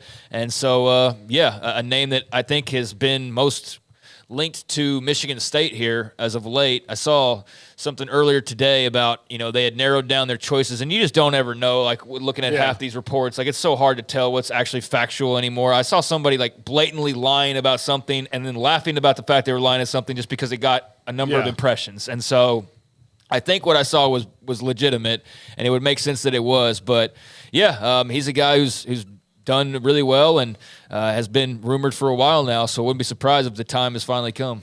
Number 2, shouldn't be a surprise that he's on this list, Jamie Chadwell, and maybe about to get that at Mississippi State. They appear to have zeroed in on him, and he's got a good financial thing going at Liberty. They're winning at Liberty, but can we please get this dude with an innovative offense, with a great attitude, the kind of coach that is going to succeed? Jamie Chadwell, in the modern space, Jamie Chadwell is going to do really well when you give him resources. And I think he's proven that by maintaining what Hugh Freeze was doing at Liberty. They have their resources there. Give him more. Get him out in the spotlight. He will do well. Mississippi State would make a great decision if they hired Jamie Chadwell, who just wins, man, and he does it with a smile on his face, and he's the Scott Drew of college football coaches, and I want him to be in the Power 5 so badly. I reached out to Liberty to get him on the show about a month or so ago, did not hear back from them. I said, no, I take that back. They said, we'll check it out, but he wasn't made available, but we've enjoyed having him on the show. Liberty just doesn't play anybody, man. They just don't play anybody worth a salt. That's not. There's some games on their roster that I guess are competitive, but Caden Salter has been phenomenal for them this year. Obviously, he did his thing pretty well. Jamie Chadwell, that is, at Coastal Carolina, and now doing that as well at Liberty. But who doesn't win at Liberty? That's a spot where if you're trying to, I guess, clean your record like Hugh Freeze and do some rehab, or you're trying to boost yourself to the Power 5 or to a Power 5, then that's a good spot. It's just an interesting coaching job because of all the money that's pouring in there. It's got a little bit of a stigma attached, obviously, with its background, but man, they're undefeated. Do y'all realize that? And Caden Salter's smoking folks. Liberty? They're obviously not in the conversation because they don't have a strength of schedule worth comparing to anybody else that's in the mix. But no, he's done a really good job there. That's a nice gig, like I said, for a rehab project or just a jump up a level. And they've got a good thing going there for the Flames. But I know you're a big fan of his. I think a lot of people were clamoring for him to get a look last year and thought that he would. He ended up at Liberty as opposed to one of the bigger jobs. But it seems like he's bound for it sooner rather than later. And number one, stop interviewing other people, Texas A&M.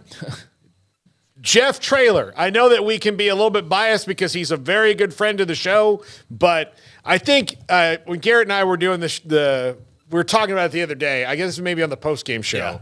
Somebody threw it out, can Baylor get Jeff Traylor? And I was like, look, if he's going to go, if A&M's involved, they would kind of have to hope that A&M didn't want him because they can't win the press conference that way, or that he blew the interview. And I can promise you, of any of the reasons that Jeff Traylor would not get the A&M job, it's not going to be because he blew a job interview. I promise you, that was one of the best job interviews in the history of job interviews of what I know about Jeff Traylor. I think, in my opinion, if I'm on the search committee, I'm like, guys, we've got to quit drilling. We hit oil. Let's just go. Yeah. But I'm telling you right now, he would also win the press conference. Yes, but he would. He gets it. I watched his entire game Friday night. I had no high school game. I watched the entire game. They were down early to USF. That team that he has and those players play so hard. And listen, they got a lot of cast-offs. Frank Harris is ridiculously good, but my goodness, do they play hard. And you don't see him always, he has headsets on, but you don't see him talking on them a lot. But I wish him the best. If the Baylor job comes open, if he's not somebody that's interviewed, I'll be shocked by that too. Yeah, I think that'd be a huge missed opportunity, and the only way that should happen would be just if he's not interested. But I think any other way, if that didn't happen and that job's open, then that'd be just a total whiff on the part of Baylor. But, he's obviously got bigger opportunities potentially if A&M does look his direction and go forth with that. But he's a really good coach. I think he would do well at A&M. You never know for sure. Everything sounds and looks and smells and everything good, but you just don't know until you get into it. But I don't know how they could possibly come across anybody more better suited unless there's just a thing that they're looking for that we're not fully aware of out in the public, right?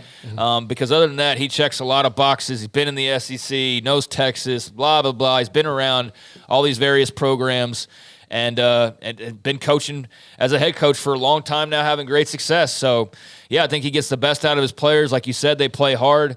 That's the thing, when I was talking about Texas Tech earlier, is they're not necessarily always the most talented, although they're going to boost that with their recruiting classes. They're getting guys like Micah Hudson, but they just play hard to make that one extra play, a missed extra point that turns into you winning and turning barely making a bowl game into an 8 or 9 win season, right? And so I get a lot of the same feel there, and it would make sense. Obviously they're running the same circles. Jeff Traylor loves Matt Rule. There was a point in time where Matt Rule wanted him on staff at Baylor a few years back, and it just didn't work out. Was on the sideline the day he was introduced watching a high school game at McLean Stadium. Yeah, so, we're all fans. Think he would kill it there, and obviously he's about as primed as you can be. I think he's about tapped out what he can do at UTSA with all due respect to them. But it's clear that just some of the frustrations that he has are only going to really be met at another level where NIL is not every day you have to hack away at it type of a problem. At A&M, that would be it's like hitting the lottery. So, I think he's definitely primed. Well, he has handled the speculation Very well. Late last week, it was. We have a game on Friday night for Frank Harris and 18 seniors. He was asked about it in the post game. He said, the fact that I'm being asked this question instead of talking about Frank Harris and the 18 seniors, I believe he interviewed. I also want to know this. Who leaked the fact that he interviewed? I don't know. Think about the different angles of who leaked that. Because I don't think he did. I don't think his agent did. I would think that maybe somebody did, because by doing that, maybe then that backs away who interviewed him. You know? Yeah. Well, yes. Oh, does that make sense what I'm saying? Yeah, there? no, I think so. Like, really? Somebody's his agent is Trace Armstrong, not Jimmy Sexton. Somebody's motivated to do that. Now, I will say this, like, trying to drill down on what's been missing at A&M for the longest time is they have not been able to meet the right kind of coach who can do the things on the field, plus their money. Like, it's just like they keep missing that intersection point. And if their issue is, I think especially this year, was schematic in that people had figured them out, in that I think Jimbo had kind of lost that ability to, in those tight moments, in those tight games, like get the team to do what you said, Craig, like go block a kick, go do something, partly because he won't take those risks. Well, that's the kind of coach that they need, is someone, especially with the talent that's sitting on that roster there, someone who's going to give them some gumption, some spark. I think that's Jeff Traylor, which is why I say quit drilling Texas A&M. You hit oil, just announce him as soon as you can. Would you like him over Dabo? Absolutely. Well, I'm sure. Yeah. Why am I asking you? Of course you would. And it's look, like asking, would you want Tebow as your quarterback? You'd be like, no. But I know what you mean. But I'm just wondering, because like, who else could they be talking to that would be a better candidate that's going to be as splashy than just going and saying like, yeah, Jeff Traylor checks all the boxes. With all due respect to Dabo, who's done a really good job here at the end of the year of turning Clemson around, I think going to Dabo would be doing the same thing you did with Jimbo, maybe just not as severe. Fair. Yeah. All right, Paul, thank you very much. Tomorrow I believe Angelique Shingalos, who covers Michigan, will be one of our guests tomorrow. No Mac Rhodes. He's in New York City. The men's basketball team is playing Oregon State tomorrow. We will have him on early next week. Hope you've enjoyed today's show. The chat room, thank you. Those in the text line, thank you. Those who just watch and listen to us without getting involved in all that, we appreciate your time too. We appreciate that, and if you wouldn't mind, we don't do this every day, but if you would hit like and subscribe, we would definitely appreciate that, and that's all I got. And thank you, Garrett Ross, Jack McKenzie, Emery Winters. He's putting together 365 Sports tonight at 10:30 tonight on the CW, and Levi Caraway. I got a chance to talk with him. I'll talk with him today after the show. Thank you to our owners and you, our sponsors. Good night, 365 Sports.